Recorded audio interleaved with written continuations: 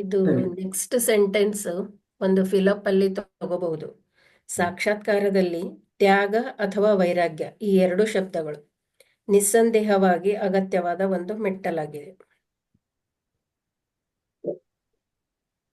ನಾವು ವೈರಾಗ್ಯವನ್ನು ಬೆಳೆಸಿಕೊಳ್ಳುವವರೆಗೆ ಮಾಯ ಪಾಶಗಳಿಂದ ಮುಕ್ತಲಾಗಲಾರೆವು. ಈ ಪೇಡಲ್ಲಿ ಏನಾಗಿದೆ 38, 39ರಲ್ಲಿ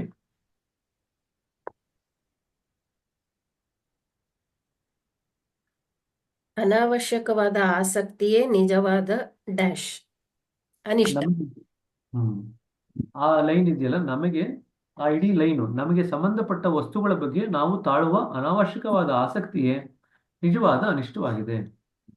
So ಒಂದು ಅದನ್ನ ಪಾರೆಂಟ್ ಸೆಂಟೆನ್ಸ್ ಬಿಟ್ಟ ಮೇಲೆ ತ್ಯಾಗದ ನಿಜವಾದ ಅರ್ಥವು ಅನಾಸಕ್ತಿಯೇ ಹೊರತು ವಸ್ತುಗಳ ಅನನುಭೋಗವಲ್ಲ. ಇನ್ನು ಒಂದು ಸೆಂಟೆನ್ಸ್ ಅದು ನಿಮಗೆ ಆ, ತ್ಯಾಗ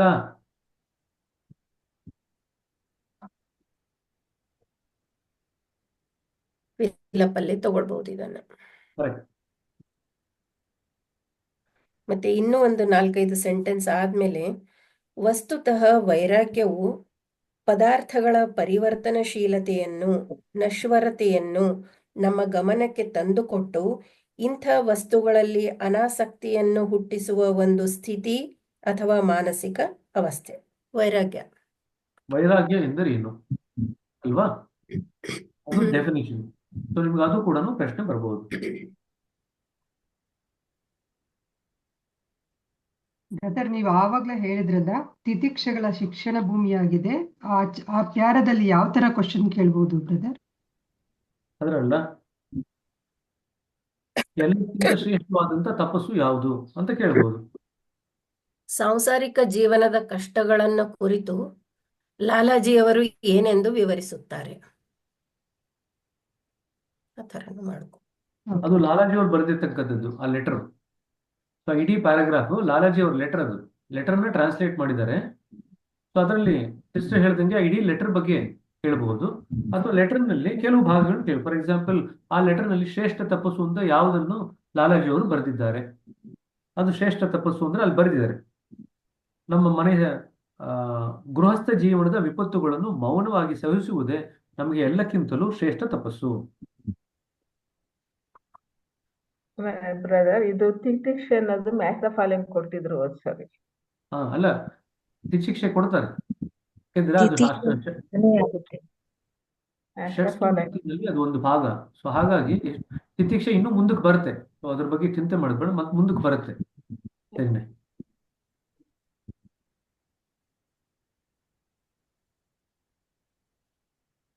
ಶಬ್ದಗಳ ಅರ್ಥದ ಬಗ್ಗೆ ಕೇಳಿ ಷಟ್ ಸಂಪತ್ತುಗಳು ಏನಿವೆ ಅಲ್ಲ ಅವುಗಳನ್ನ ಒಂದು ಕಡೆ ಕೊಟ್ಟು ಇನ್ನೊಂದು ಕಡೆ ಅವುಗಳ ಅರ್ಥಗಳನ್ನ ಕೊಟ್ಟು ಆ ಅರ್ಥಗಳನ್ನ ಮೇಲೆ ಕೆಳಗೆ ಮಾಡಿ ಮ್ಯಾಚ್ ದ ಫಾಲೋಯಿಂಗ್ ತರ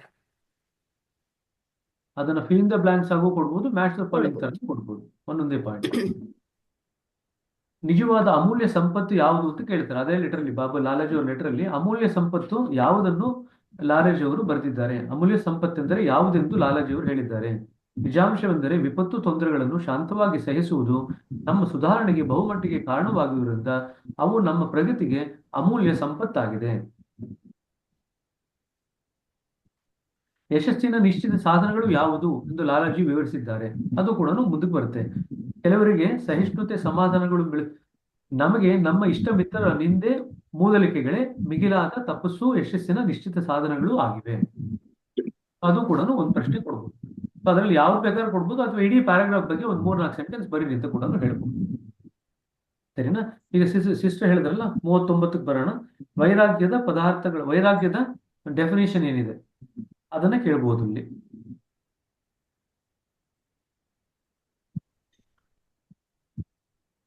ಸನ್ಯಸ್ತ ವೃತ್ತಿಯವನ ದೃಷ್ಟಿಯು ಪ್ರತಿಕ್ಷಣವು ಸ್ಥಿರವಾದ ಹಾಗೂ ಸನಾತನವಾದ ಸತ್ಯದ ಕಡೆಗೆ ನೆಟ್ಟಿದ್ದು ಆತನು ರಾಗ ದ್ವೇಷಾದಿ ಭಾವನೆಗಳಿಂದ ವಿಮುಕ್ತನಾಗಿರುವನು. ಇದೇ ಶಬ್ದಶಃ ವೈರಾಗ್ಯ. ಎರಡು ಕೊಟ್ಟಿದ್ದಾರೆ ನೋಡ್ರಿ, ವೈರಾಗ್ಯ ಎರಡೂ ಬರೀಬಹುದು. ಬೇಕಾದ್ರೆ ನೀವು ಡೆಫಿನೇಷನ್ ಕೊಟ್ಟಾಗ ಎರಡನ್ನೂ ಬರೀಬಹುದು. ಈ ನೋಡಿ, ವೈರಾಗ್ಯನ ಈ ಮಾನಸಿಕ ಸ್ಥಿತಿಯನ್ನು ಹೊಂದಿದಾಗ ನಾವು ಇಚ್ಛೆಗಳಿಂದ ಮುಕ್ತರಾಗುತ್ತೇವೆ. ಈಗ ವೈರಾಗ್ಯ ಯಾವ ಬಿಂದುವಿನಲ್ಲಿ ಬರುತ್ತೆ?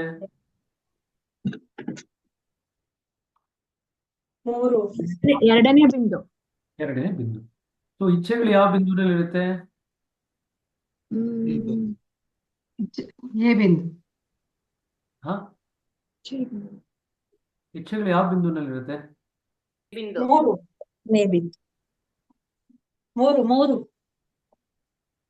ಮೂರಲ್ರಿ. ಎಷ್ಟನೇ ಬಿಂದುವಿನಲ್ಲಿದೆ? Desires versus contentment. ತೃಪ್ತಿ ಫಸ್ಟ್ನೇದು ಅಲ್ವಾ? ಆಸೆಗಳು ವರ್ಸಸ್ ಸಂತೃಪ್ತಿ ಮೊದಲನೇ ಬಿಂದುನಲ್ಲೇ ಇದೆ. ನೋಡ್ರಿ, ಮೊದಲನೇ ಬಿಂದುವಿನಲ್ಲಿ ಸ್ವಲ್ಪ ಮಟ್ಟಿಗೆ ಆಸೆಗಳು ಕಡಿಮೆ ಆದ್ರೂ ಕೂಡ ಮೊದಲನೇ ಬಿಂದುವಿನಲ್ಲಿ ಪೂರ್ತಿ ಆಸೆಗಳು ಹೋಗಲ್ಲ. ಅದಕ್ಕೊಂದು ಬುನಾದಿ ಬೇಕು ಸ್ಪಷ್ಟವಾಗಿ ಆಸೆಗಳನ್ನ ಬಿಡ್ಲಿಕ್ಕೆ. ಎರಡನೇ ಬಿಂದುಗೆ ಬಂದಾಗ ನಮಗೆ ವೈರಾಗ್ಯದ ಸ್ಥಿತಿ ಬರುತ್ತಲ್ವಾ? ವೈರಾಗ್ಯದ ಸ್ಥಿತಿ ಬಂದ ಮೇಲೆ ನಮಗೆ ಇಚ್ಛೆಗಳ ಪ್ರಬಲತೆ ಸಾಕಷ್ಟು ಮಟ್ಟಿಗೆ ಕಡಿಮೆ ಆಗುತ್ತೆ. ಎಲ್ಲಿವರೆಗೂ ವೈರಾಗ್ಯದ ಬುನಾದಿ ಬರಲ್ವೋ, ಇನ್ನು ಮೊದಲನೇ ಬಿಂದುವಿನಲ್ಲೇ ಕೆಲಸ ನಡೀತಿದ್ದಾಗ ಆಸೆಗಳು ಸ್ವಲ್ಪ ಮಟ್ಟಿಗೆ ಕಡಿಮೆ ಆಗುತ್ತೆ, ಸ್ವಲ್ಪ ಮಟ್ಟಿಗೆ ಸಂತೃಪ್ತಿ ಬರುತ್ತೆ. ಅದಕ್ಕಿನ್ನೂ ಸ್ಪಷ್ಟವಾದಂತ ಒಂದು ಬುನಾದಿ ಇರಲ್ಲ, ತಳಹದಿ ಇರಲ್ಲ. ಎರಡನೇ ಬಿಂದುಗೆ ಬಂದು ವೈರಾಗ್ಯ ನಾವು ಯಾವಾಗ ಕರಗತ ಮಾಡ್ಕೊಳ್ತೀವಿ ಆವಾಗ ಅದು ಸ್ಪಷ್ಟವಾದಂತ ಬುನಾದಿ ಆಗುತ್ತೆ. ಆವಾಗ ಸಾಕಷ್ಟು ಪ್ರಮಾಣದಲ್ಲಿ ಆಸೆಗಳು ಬಿಟ್ಟು ಹೊರಟೋಗುತ್ತೆ. ಈ ಮಾನಸಿಕ ಸ್ಥಿತಿಯನ್ನು ಹೊಂದಿದಾಗ ನಾವು ಇಚ್ಛೆಗಳಿಂದ ಮುಕ್ತರಾಗುವುದು. ನಮಗೆ ದೊರೆಯುವಷ್ಟರಿಂದಲೇ ತೃಪ್ತರಾಗುತ್ತೇವೆ. ಇಚ್ಛೆಗಳು ನಾಶವಾದರೆ ಸಂಸ್ಕಾರಗಳ ನಿರ್ಮಾಣವು ನಿಂತಂತೆಯೇ ಸರಿ. ಅದು ಕೂಡ ಬರ್ಬೋದು. ಏನು ಆದರೆ ಸಂಸ್ಕಾರಗಳ ನಿರ್ಮಾಣ ನಿಂತು ಹೋಗುತ್ತೆ ಇಚ್ಛೆಗಳ ನಾಶವಾದರೆ. ಬ್ರದರ್, ವೈರಾಗ್ಯ ಅನ್ನೋದು ಸಾಕ್ಷಾತ್ಕಾರದಲ್ಲೂ ಬರುತ್ತಲ್ಲ, ಯಾವ್ದು ಬರಬೇಕಾಗುತ್ತದ? ಸಾಕ್ಷಾತ್ಕಾರದಲ್ಲಿ ವೈರಾಗ್ಯನ ಬರುತ್ತೆ ಬ್ರದರ್ ಅಲ್ಲಿ. ಅಲ್ಲ, ಆವಾಗ ಕ್ವಶನ್ ಬಂದಾಗ ಕ್ಲಿಯರ್ ಆಗಿಲ್ಲ. ನೀವೇನ್ ಹೇಳ್ತಿದ್ರೆ ಅದು ಬಂದಾಗ ಹೇಳ್ರಿ, ಅಥವಾ ಅದನ್ನ ಸಪರೇಟ್ ಆಗಿ ನೀವು ಯಾವ ಪೇಜಲ್ಲಿ ಇದೆ ಅಂತ ಹೇಳಿದ್ರೆ ಅದ್ರ ಕಾಂಟೆಕ್ಸ್ಟ್ ಅಲ್ಲಿ ಬೇಕಾದ್ರೆ ಹೇಳ್ಬೋದು. ವೈರಾಗ್ಯದ ಬಗ್ಗೆ ಕೇಳಿದಾಗ ಈಗ 39ನೇ ಪುಟದಲ್ಲಿ ಏನಿದೆ ಅದನ್ನು ಬರೆದ್ರೆ ನಿಮಗೆ ಸಾಕಷ್ಟು ಮಟ್ಟಿಗೆ ಉತ್ತರ ಸರಿ ಇರಲಿಕ್ಕೆ ಸಾಧ್ಯ ಉಂಟು. ವೈರಾಗ್ಯ ಅನ್ನೋ ಪದ ಬೇರೆ ಬೇರೆ ಕಡೆನೂ ಉಪಯೋಗಿಸ್ತೀವಿ. ಮೇಲ್ಗಡೆ ಹೋಯ್ತು ಅಂತಂದ್ರೆ ಪರ ವೈರಾಗ್ಯ ಅಂತ ಉಪಯೋಗಿಸ್ತೀವಿ. ಅದ್ರ ಬಗ್ಗೆ ಇವಾಗ ತಲೆ ಕೆಡಿಸ್ಕೊಳ್ಳೋದು ಬೇಡ. ನಮಗೆ ಎರಡನೇ ಬಿಂದುವಿನಲ್ಲಿ ವೈರಾಗ್ಯ ಬರುತ್ತೆ. ವೈರಾಗ್ಯ ಬಂದಾಗ ಇಚ್ಛೆಗಳು ನಾಶವಾಗ್ತವೆ. ಸರಿನಾ? ಇಷ್ಟು ಗೊತ್ತಾದ್ರೆ ಆ ಇಚ್ಛೆಗಳು ನಾಶವಾಯಿತು ಅಂತಂದ್ರೆ ಸಂಸ್ಕಾರ ನಿರ್ಮಾಣ ನಿಂತು ಹೋಗುತ್ತೆ. ಸೊ ಸಂಸ್ಕಾರದ ನಿರ್ಮಾಣಕ್ಕೆ ಮೂಲ ಗೇಟ್ ವೇ ಅಂತ ಯಾವ್ದನ್ನು ಬರೆದಿದ್ದಾರೆ ದಾಜಿಯವರು?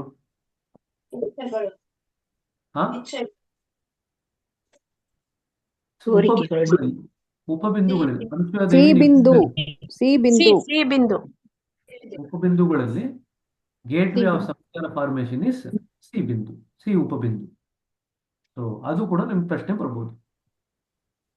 ಈಗ ಕಡೆಯದು, ಈಗ ಉಳಿದಿರುವುದು ಏನೆಂದರೆ ನಮ್ಮ ಜೀವನ ಅವಧಿಯಲ್ಲಿ ಪೂರ್ವ ನಿರ್ಮಿತ ಸಂಸ್ಕಾರಗಳ ಪರಿಣಾಮವನ್ನು ಭೋಗಿಸುವುದೊಂದೇ. ಮುಂದಿನ ಪುಟದಲ್ಲಿ 40ನೇ ಪುಟದಲ್ಲಿ ಕಾರಣ ಶರೀರದಿಂದ ನಮ್ಮ ಆಚಾರ ವಿಚಾರಗಳ ಸಂಸ್ಕಾರಗಳನ್ನು ತೆಗೆದು ಹಾಕುವುದರಲ್ಲಿ ನಿಸರ್ಗವು ನಮಗೆ ಸಹಾಯಕವಾಗಿ ಭೋಗ ಭೂಮಿಯನ್ನು ನಿರ್ಮಿಸುತ್ತದೆ. ಸೊ ನಿಸರ್ಗದ ಕೆಲಸ ಏನು? ನಿಸರ್ಗಕ್ಕೆ ಒಂದೇ ಕೆಲಸ ಇರೋದು. ನಿಸರ್ಗ ನಮಗೆ ಆಧ್ಯಾತ್ಮಿಕವಾಗಿ ಪ್ರಗತಿ ಮಾಡಲಿಕ್ಕೆ ಸಹಾಯ ಮಾಡ್ತಾ ಇದೆ. ಏನ್ ಮಾಡುತ್ತೆ? ಯಾವಾಗ್ಲೂ ಭೋಗ ಭೂಮಿನ ನಿರ್ಮಾಣ ಮಾಡುತ್ತೆ. ದ ಫೀಲ್ಡ್ ಆಫ್ ಭೋಗ. ನೇಚರ್ ಒಂದೇ ಕೆಲಸ ಇರೋದು, ಫೀಲ್ಡ್ ಆಫ್ ಭೋಗನ ಕ್ರಿಯೇಟ್ ಮಾಡೋದು. ಯಾಕೆ? ನಮ್ಮ ಕಾರಣ ಶರೀರದಲ್ಲಿರ್ತಕ್ಕಂಥ ನಮ್ಮ ಸಂಸ್ಕಾರಗಳು ಹೋಗ್ಲಿ ಅಂತ, ಭೋಗಕ್ಕೆ ಬರಲಿ ಅಂತ. ಈ ಕವಚಗಳೆಲ್ಲ ಕರಗಿ ಹೋದಾಗ ನಾವು ಅಸ್ತಿತ್ವದ ಸೂಕ್ಷ್ಮತರ ರೂಪಗಳನ್ನು ಧರಿಸುವುದು. ಅಲ್ಲಿಗೆ ಸಂಸ್ಕಾರಗಳೆಲ್ಲ ಹೋಯ್ತು ಅಂತಂದ್ರೆ ನಾವು ಮೂಲವಾಗಿ ಹೇಗಿದ್ದೀವೋ ಆ ಸ್ಥಿತಿಗೆ ಹೋಗ್ಲಿಕ್ಕೆ ಶುರು ಮಾಡ್ತೀವಿ. ಸರಿನಾ?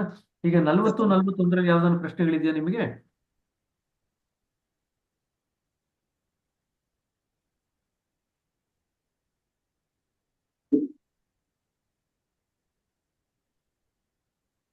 ನೆನ್ನೆ ಇದ್ರ ಬಗ್ಗೆ ಮಾತಾಡ್ತಾ ಇದ್ವಿ ನೋಡ್ರಿ. ಲಾಲಾಜಿ ಬಾಬುಜಿ ಅವರು ಸಂಸ್ಕಾರಗಳನ್ನ ಬೇಗ ಶುದ್ಧೀಕರಣ ಮಾಡುವಂತ ವಿಧಾನನ ತಗೊಂಡ್ಬಂದ್ರು. ಆಯ್ತಾ? ಅವ್ರು ಆ ವಿಧಾನ ತಗೊಂಡ್ ಬಂದ್ಮೇಲೆ ನಾವೇನ್ ಮಾಡಿದೀವಿ? ಈಗಿರತಕ್ಕಂಥ ಆಧುನಿಕ ಜಗತ್ತಿನಲ್ಲಿ ವಾಟ್ಸಪ್, ನಮ್ಮ social media, Facebook, Instagram, Telegram ಇವೆಲ್ಲ ನೋಡಿ ನೋಡಿ ನೋಡಿ ಸಂಸ್ಕಾರಗಳನ್ನ ಅತಿ ವೇಗವಾಗಿ ಸೃಷ್ಟಿ ಮಾಡ್ಕೊಳ್ತಾ ಇದ್ವಿ. ನೋಡಿ ಎಷ್ಟು ನಿಸರ್ಗ ಎಷ್ಟು ನಮ್ಮ ಮೇಲೆ, ಭಗವಂತ ಎಷ್ಟು ನಮ್ಮ ಮೇಲೆ ಕರುಣೆ ತೋರಿಸ್ತಾನಂದ್ರೆ, ಈ ತರದ ಒಂದು ತೊಂದರೆ ಬರುತ್ತೆ ಅಂತ ಹೇಳಿ ಬಾಬುಜಿ ಲಾಲಾಜಿ ಅವ್ರನ್ನ ಕಳಿಸಿ ಬೇಗ ಬೇಗ ಸಂಸ್ಕಾರಗಳನ್ನ ತೊಡೆದಾಕೋದು ಅಥವಾ ಶುದ್ಧತೆ ಮಾಡ್ಕೊಳ್ಳೋದನ್ನ ಅವರು ದಾರಿ ತೋರಿಸಿ ಅದಾದ್ಮೇಲೆ ವೇಗವಾಗಿ ಸಂಸ್ಕಾರಗಳನ್ನ ಕ್ರಿಯೇಟ್ ಮಾಡ್ಕೊಳ್ಳೋದು ಕೊಟ್ಟಿದ್ದಾರೆ. ಮನುಷ್ಯ ಸೃಷ್ಟಿ ಮಾಡ್ಕೊಳ್ತಾನೆ ಅಂತ ಗೊತ್ತಿತ್ತು ಭಗವಂತನಿಗೆ. ಹಾಗಾಗಿ ಲಾಲಾಜಿ ಬಾಬುಜಿ ಅವ್ರ ಮುಖಾಂತರ ಸಂಸ್ಕಾರಗಳನ್ನ ಬೇಗ ಶುದ್ಧೀಕರಣ ಮಾಡೋ ವಿಧಾನನೂ ದೇವರು ಕಳಿಸ್ಬಿಟ್ಟಿದ್ದಾನೆ. ಎರಡನ್ನು ಬ್ಯಾಲೆನ್ಸ್ ಮಾಡ್ಕೊಂಡು ಹೋಗ್ರಪ್ಪ ಅಂತ. ಈಗಿನ ಕಾಲ ಹೆಂಗಿದೆ ಅಂತಂದ್ರೆ, ನಾವಿರ್ತಕ್ಕಂಥ ಕಾಲ ಆಧ್ಯಾತ್ಮಿಕವಾಗಿ ಪರಿಪಕ್ವವಾದಂತ ಕಾಲ ಅಂತ ಲಾಲಾಜಿ ಅವರು ಬರೀತಾರೆ, ಬಾಬುಜಿ ಅವರು ಬರೀತಾರೆ. ಯಾಕಂತಂದ್ರೆ ಎಲ್ಲ ಸ್ಪೀಡ್ ಆಗೋಗಿದೆ. ಸಂಸ್ಕಾರ ಫಾರ್ಮೇಶನ್ ಸ್ಪೀಡ್ ಆಗೋಗಿದೆ, ಸಂಸ್ಕಾರನ ಕ್ಲೀನ್ ಮಾಡ್ಕೊಳ್ಳೋದು ಸ್ಪೀಡ್ ಆಗೋಗಿದೆ. ಹಾಗಾಗಿ ಎರಡನ್ನೂ ಸರಿಯಾಗಿ ಉಪಯೋಗಿಸ್ಕೊಂಡ್ರೆ ನೀವು ಆಧ್ಯಾತ್ಮಿಕವಾಗಿ ಬೆಳೆಯೋದು ಸ್ಪೀಡ್ ಆಗುತ್ತೆ. ಸರಿನಾ? ಅದಕ್ಕೆ ಇದು ಆಧ್ಯಾತ್ಮಿಕ ಬೆಳವಣಿಗೆಗೆ ಅತ್ಯಂತ ಉಪಯುಕ್ತವಾದ ಕಾಲ ಅಂತ ಬರೀತಾರೆ. ಸರಿ, ಏನ್ ಬ್ರದರ್, ಅದು ಏನಾಗುತ್ತೆ ಅಂದ್ರೆ ಧ್ಯಾನ ಮಾಡ್ಬೇಕಾದ್ರೂ ವಿಚಾರ ಬಂದೇ ಬರ್ತವೆ, ಶುದ್ಧೀಕರಣ ಮಾಡ್ಬೇಕಾದ್ರೂ ವಿಚಾರ ಬರ್ತವೆ. ಇವು ಎಲ್ಲ ಯೂಟ್ಯೂಬ್ ನೋಡ್ಬೇಕಾದ್ರೆ 1 ಸೆಕೆಂಡ್ ಮೈ ಮರೆತು ಅವ್ನು ನೋಡ್ತೀವಲ್ಲ, ಮನುಷ್ಯನಿಗೆ ಆ ಕಡೆನೆ ಜಗ್ ಬಿಡುತ್ತೆ. ವಿಚಾರ ರಹಿತ ಜೀವನ ಬೇಕಲ್ವಾ ಬ್ರದರ್? ಮನಸ್ ಶಾಂತಿ ಬೇಕು. ಇದು ಇದನ್ನ ಹಿಂಗೆ ಆಧ್ಯಾತ್ಮಿಕವಾಗಿ ಆ ಶಾಂತಿನ ಕಂಡ್ಕೊಳ್ಳೋದು ಈಗಿನ ಜನರೇಷನ್ ತುಂಬಾ ಕಷ್ಟ ಆಗ್ಬಿಡುತ್ತೇನೋ, ಇನ್ಕ್ಲೂಡಿಂಗ್ ನನಗೂ ಕೂಡ. ಶಾಂತಿ ಅನ್ನೋದು ಹೆಂಗೆ ಸಿಸ್ಟರ್, ಎಲ್ಲೋ ಹೊರಟೋಗ್ತಾ ಇದೀವಿ. ಡಿಸ್ಕಷನ್ ಇವಾಗ ಎಲ್ಲೋ ಹೊರಟೋಗ್ತಾ ಇದೆ. ಸೊ ವಾಪಸ್ ಇಲ್ಲಿಗೆ ಬರೋಣ. ನಾವು ಪರೀಕ್ಷೆಗೋಸ್ಕರ ಕೂತಿದ್ದೀವಿ ಅಂತ ಮರಿಬೇಡ್ರಿ. ಇಲ್ಲ, ನಿಮಗೆ ಪರೀಕ್ಷೆ ಮಾಡೋರೇ ಕೂತಿದ್ದಾರೆ. ಸೊ ನೀವು ಏನೇನೋ ಮಾತಾಡಿ ಆ ಅಪರ್ಚುನಿಟಿನ ಕಳ್ಕೊಬಿಡ್ರಿ. ಸರಿನಾ? ಸಿಸ್ಟರ್ ಏನೇನೆಲ್ಲ ಪ್ರಶ್ನೆಗಳು ಹೇಳ್ತಾ ಇದಾರಲ್ಲ, ಅದನ್ನೆಲ್ಲ ದಯವಿಟ್ಟು ನೋಟ್ ಮಾಡ್ಕೊಳ್ಳಿ, ರಿವೈಸ್ ಮಾಡ್ಕೊಂಡು ಅದರಿಂದ ಬೆಳಿಲಿಕ್ಕೆ ಪ್ರಯತ್ನ ಪಡ್ರಿ. ಯಾಕೆಂದ್ರೆ ನೀವು ಪ್ರಶಿಕ್ಷಕರಾಗಿ ಕೆಲಸ ಮಾಡ್ಬೇಕಂತ ಈ ಪರೀಕ್ಷೆ ಪಾಸ್ ಆಗ್ಲೇಬೇಕಲ್ಲ. ಪರೀಕ್ಷೆ ಪಾಸ್ ಆಗೋವರೆಗೂ ಬಿಡಲ್ಲ ಅಂತ ಹೇಳ್ಬಿಟ್ಟಿದ್ದಾರೆ ಗುರುಗಳು. ಸೊ ನೀವು ಪರೀಕ್ಷೆಗೆ ಸಾಕಷ್ಟು ಮಟ್ಟಿಗೆ ಮನಸ್ಸನ್ನ ತೊಡಗಿಸಿ ಅದನ್ನ ಕರಗತ ಮಾಡ್ಕೊಂಡು ಮುಂದಕ್ಕೆ ಹೋಗ್ಲಿಕ್ಕೆ ಪ್ರಯತ್ನ ಪಡೋಣ, ಆಯ್ತಾ? ಸೊ ಡಿಸ್ಕಷನ್ ಎಲ್ಲೆಲ್ಲೂ ಹೋಗೋದು ಬೇಡ. ಇದು ಯಾಕೆ ಹೇಳಿದೆ ಅಂತಂದ್ರೆ, ಸಂಸ್ಕಾರಗಳು ನಾವು ವೇಗವಾಗಿ ಸೃಷ್ಟಿ ಮಾಡ್ಕೊಳ್ತಾ ಇದೀವಲ್ಲ, ಅದನ್ನ ನಿವಾರಣೆ ಮಾಡ್ಕೊಳ್ಳೋದನ್ನು ಕೂಡ ಭಗವಂತ ಮುಂಚೆನೆ ಕೊಟ್ಬಿಟ್ಟಿದ್ದಾನೆ ನಮ್ಗೆ. ಅದನ್ನು ಉಪಯೋಗಿಸ್ಕೊಂಡು ಬೆಳೀತಕ್ಕಂಥದ್ದು ನಮಗ್ ಬಿಟ್ಟಿದ್ದು. ಇಷ್ಟೇ ವಿಚಾರ ಹೇಳಲಿಕ್ಕೋಸ್ಕರ ನಾನು ಹೇಳಿದ್ದಷ್ಟೇ. ಸರಿನಾ? ನೋಡಿ, ವ್ಯಕ್ತಿಯ ಮನಸ್ಸಿನ ಚಟುವಟಿಕೆಗಳು ಸತತವಾಗಿ ಹೆಚ್ಚುವಂತೆ ಇಂದಿನ ಪರಿಸ್ಥಿತಿ ಮತ್ತು ವಾತಾವರಣಗಳು ಬಹುಮಟ್ಟಿಗೆ ಸಹಾಯಕವಾಗಿವೆ. ಇದೇ ನಾವು ಮಾತಾಡ್ತೇವೆ, ಇದೇ ಹೇಳ್ತಿದ್ದು. ಇದರ ಫಲವೇನೆಂದರೆ ನಿರಂತರ ಕ್ಷೋಭ ಮತ್ತು ಅಶಾಂತಿ. ಸಿಸ್ಟರ್, ನೀವು ಇದನ್ನೇ ಹೇಳ್ತಿರೋದು. ನಾವು ವಾಯುಮಂಡಲದಿಂದ ಇದನ್ನೇ ಉಚ್ಛ್ವಾಸಿಗಳು ಮತ್ತು ತತ್ಪರಿಣಾಮವಾಗಿ ಪರಿಸರಗಳಿಂದ ಪ್ರಭಾವಿತರಾಗುತ್ತೇವೆ. ನಮ್ಮ ವ್ಯಷ್ಟಿ ಮನಸ್ಸು ಗಾಳಿ ಬೀಸಿದತ್ತ ಮುಖ ತಿರುಗಿಸುವ ವಾಯುಸೂಚಕ ಯಂತ್ರದಂತಾಗಿದೆ. ಯಾವನು ಧೈರ್ಯದಿಂದ ಅವುಗಳ ಪರಿಣಾಮಗಳಿಂದ ತನ್ನನ್ನು ತಾನು ದೂರವಾಗಿರಿಸಿಕೊಳ್ಳುವನೋ ಅವನೇ ಈ ಹೋರಾಟದಲ್ಲಿ ನಿಜವಾದ ಶೂರ.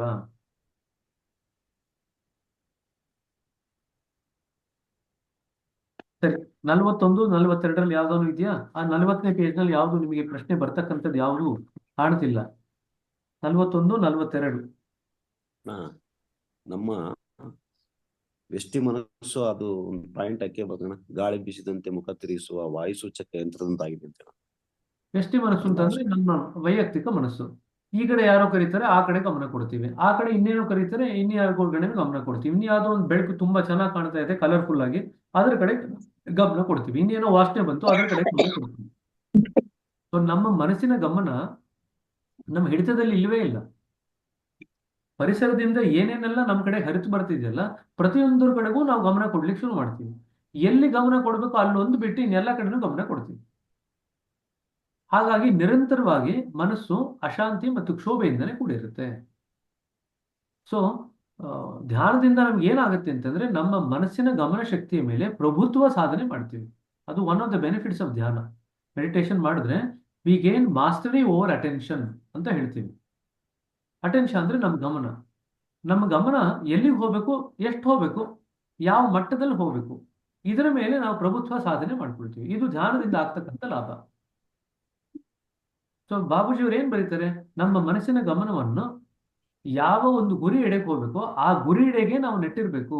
ಯಾವಾಗ್ಲೂ ಯಾವಾಗ ಮನಸ್ಸಿನ ಗಮನ ಗುರಿ ಎಡೆಗೆ ನೆಟ್ಟಿರುತ್ತೋ ನಾವು ಬೇರೆ ವಿಷಯಗಳಿಂದ ಕಾಲಕ್ರಮೇಣದಲ್ಲಿ ವಿಮುಕ್ತರಾಗ್ತೀವಿ. ವಿಮುಖರಾಗ್ತೀವಿ. ಆ ಬೇರೆ ವಿಷಯಗಳಿಂದ ನಾವು ಏನು ವಿಮುಖರಾಗ್ತೀವಲ್ಲ ಅದನ್ನೇ ವೈರಾಗ್ಯ ಅಂತ ಬರೀತಾರೆ. ಬಟ್ ಅದು ಯಾವಾಗ ಬರ್ಲಿಕ್ಕೆ ಸಾಧ್ಯ ಇದೆ?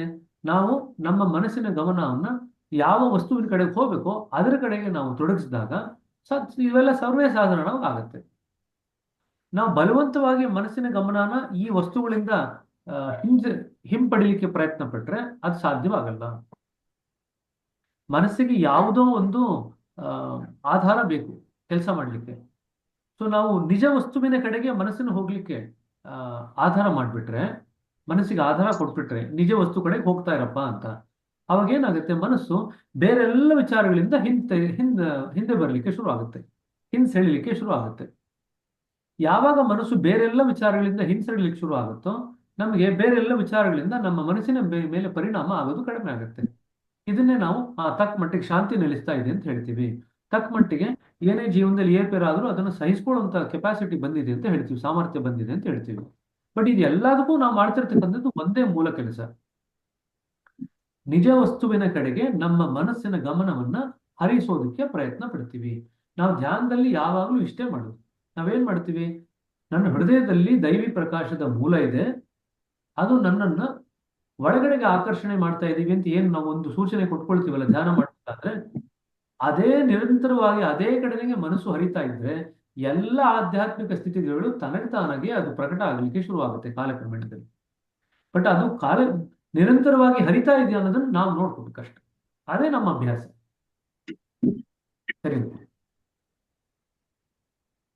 ಸರಿ ಸಿಸ್ಟರ್, ಇದರಲ್ಲಿ ಇನ್ನೊಂದು 2 ಪೇಜಲ್ಲಿ ಏನಾದ್ರು ಇದೆಯಾ ಪ್ರಶ್ನೆಗಳು? 41, 42 ಇಲ್ಲ brother, ಇಲ್ಲೇನೂ ಇಲ್ಲ. ಗಡಿಯಾರ ಲಂಬಕದಂತೆ, ಅದು ಫಿಲ್ ದ ಬ್ಲಾಂಕ್ಸ್ ಬರ್ಬೋದಾ? ಗಡಿಯಾರದ ಲಂಬಕದಂತೆ ಲಂಬಕದ ಗತಿಯು ಮನಸ್ಸು ಇಲ್ಲ. ಗಡಿಯಾರದ ಲಂಬಕದಂತೆ. ಆ ಥರ ಏನಿಲ್ಲ. ಅದು ಮನಸ್ಸು ಹೇಗೆ ಒಂದೇ ಕಡೆ ನಿಲ್ಲಲ್ಲ, ಯಾವತ್ತೂ ಓಡಾಡ್ಕೊಂಡೇ ಇರುತ್ತದೆ, ಅದು ಗಡಿಯಾರದ ಲಂಬಕದಂತೆ ಅಂತ. ಆ ಥರ ಬೇಕಿದ್ರೆ Fill up the ನೀವು blanks ಕಲ್ಸಿದ್ರೆ ನೀವು ಬರೋದು. ನೋಟ್ ಮಾಡ್ಕೊಳ್ಳಿ. ಅಂಡರ್ಲೈನ್ ಮಾಡ್ಕೊಳ್ರಿ. ಡ್ಯಾಶ್ ಗಡಿಯಾರದ ಲಂಬಕದಂತೆ ಅಂತ ಕೇಳಿದ್ರೆ ಮನಸ್ಸು ಅಂತ ಬರೀಬೇಕು, ಅಥವಾ ಮನಸ್ಸು ಗಡಿಯಾರದ ಡ್ಯಾಶ್ ಅಂತೆ ಅಂತ ಕೇಳಿದ್ರೆ ಲಂಬಕ ಅಂತ ಬರೀಬೇಕು. ಮನಸ್ಸು ಶರೀರದ ಕಡೆ ಆತ್ಮದ ಕಡೆ ಲಂಬಕವಾಗಿ ತಿರುಗ್ತಾ ಇರುತ್ತೆ. ನಿಜವಾಗಿ ನೋಡಿದರೆ ಮನಸ್ಸನ್ನು ವಿರಾಮ ಕಾಲದಲ್ಲಿ ಗೊತ್ತು ಗುರಿ ಇಲ್ಲದಂತೆ ಅಲೆದಾಡಲು ಬಿಟ್ಟು ನಾವೇ ಅದನ್ನು ಕೆಡಿಸಿದ್ದೇವೆ. ಇದನ್ನ ಅಂಡರ್ಲೈನ್ ಮಾಡ್ಕೊಳ್ರಿ. ನಾವೆಲ್ಲರೂ ಮಾಡ್ತಿರ್ತಕ್ಕಂಥ ನಿಜವಾದಂತ ಕೆಲಸ, ಮನಸ್ಸನ್ನು ಕೆಡಿಸುವಂತ ಕೆಲಸ ಅಂತಂದ್ರೆ ಇದು. ನಿಜವಾಗಿ ಮನಸ್ಸನ್ನು ವಿರಾಮ ಕಾಲದಲ್ಲಿ, ಸೊ ಇದು ನೋಡಿ, ಕೆಲಸ ಮಾಡ್ತಿರ್ಬೇಕಾದ್ರಲ್ಲ, ವಿರಾಮ ಕಾಲದಲ್ಲಿ ಗೊತ್ತು ಗುರಿ ಇಲ್ಲದಂತೆ ಅಲೆದಾಡಲು ಬಿಟ್ಟು ನಾವೇ ಅದನ್ನು ಕೆಡಿಸಿದ್ದೇವೆ. ಮನಸ್ಸಿಗೆ ಯಾವುದೇ ಒಂದು ಗುರಿ ಕೊಡ್ತೀರಾ ಎಲ್ಲೆಲ್ಲೋ ಹೋಗ್ಲಿಕ್ಕೆ ಬಿಡ್ತೀವಿ. ಅದು ಎಲ್ಲೆಲ್ಲೋ ಹೋಗಿ ಅದರದ ಪ್ರಭಾವ ಎಲ್ಲ ಹೀರ್ಕೊಂಡ್ ಬರುತ್ತೆ. ಅದು ಮನಸ್ಸು ಏನು ಎಲ್ಲೆಲ್ಲೋ ಹೋಗಿ ಪ್ರಭಾವ ಹೀರ್ಕೊಂಡ್ ಬರುತ್ತಲ್ಲ, ಅದನ್ನೇ ನಾವು ಸಂಸ್ಕಾರಗಳು ಅಂತ ಕರೆಯೋದು. ಮನಸ್ಸು ಎಲ್ಲೆಲ್ಲೋ ಹೋಗ್ದಿರಾ ಗುರಿ ಎಡೆಗೆ ಹೋಗ್ತಾ ಇದ್ದಿದ್ರೆ ಸಂಸ್ಕಾರಗಳ ಫಾರ್ಮೇಶನ್ ನಿಂತು ಹೋಗುತ್ತೆ.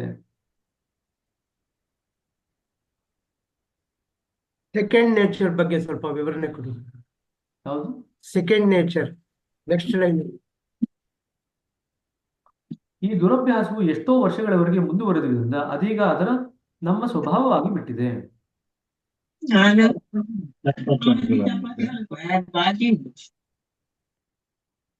ಅದನ್ನು ನಾವು ಮಾಡಿ ಮಾಡಿ ಮಾಡಿ ಮನಸ್ಸಿಗೆ ಯಾವ ರೀತಿ ಅಭ್ಯಾಸ ಮಾಡ್ಬಿಡ್ತೀವಿ ಅಂದ್ರೆ, ಅದು ವಿರಾಮ ಕಾಲದಲ್ಲಿ ಎಲ್ಲೆಲ್ಲೋ ಹೋಗದೆ ಅದು ತನ್ನ ಕೆಲಸ ಅಂತ ತಿಳ್ಕೊಂಡ್ಬಿಟ್ಟಿದೆ.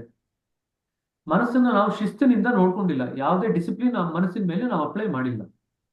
ಇದನ್ನ ಅಭ್ಯಾಸ ಮಾಡಿ ಮಾಡಿ ಯಾವಾಗ ವಿರಾಮ ಸಿಕ್ಕಿದ್ರು ಮನಸ್ಸು ಎಲ್ಲೆಲ್ಲೋ ಓಡೋಗುತ್ತೆ. ಈಗ ವಿರಾಮ ಸಿಕ್ಕಿದೆ ನಾನು ಸಿನಿಮಾ ನೋಡೋಣ, ಈಗ ನನಗೆ ವಿರಾಮ ಸಿಕ್ಕಿದೆ ನಾನು ಒಂದು ಸೀರಿಯಲ್ ನೋಡೋಣ, ಈಗ ವಿರಾಮ ಸಿಕ್ಕಿದೆ ಬೇರೆಯವ್ರ ಹತ್ರ ಹೋಗಿ ಹರಟೆ ಹೊಡೆಯೋಣ.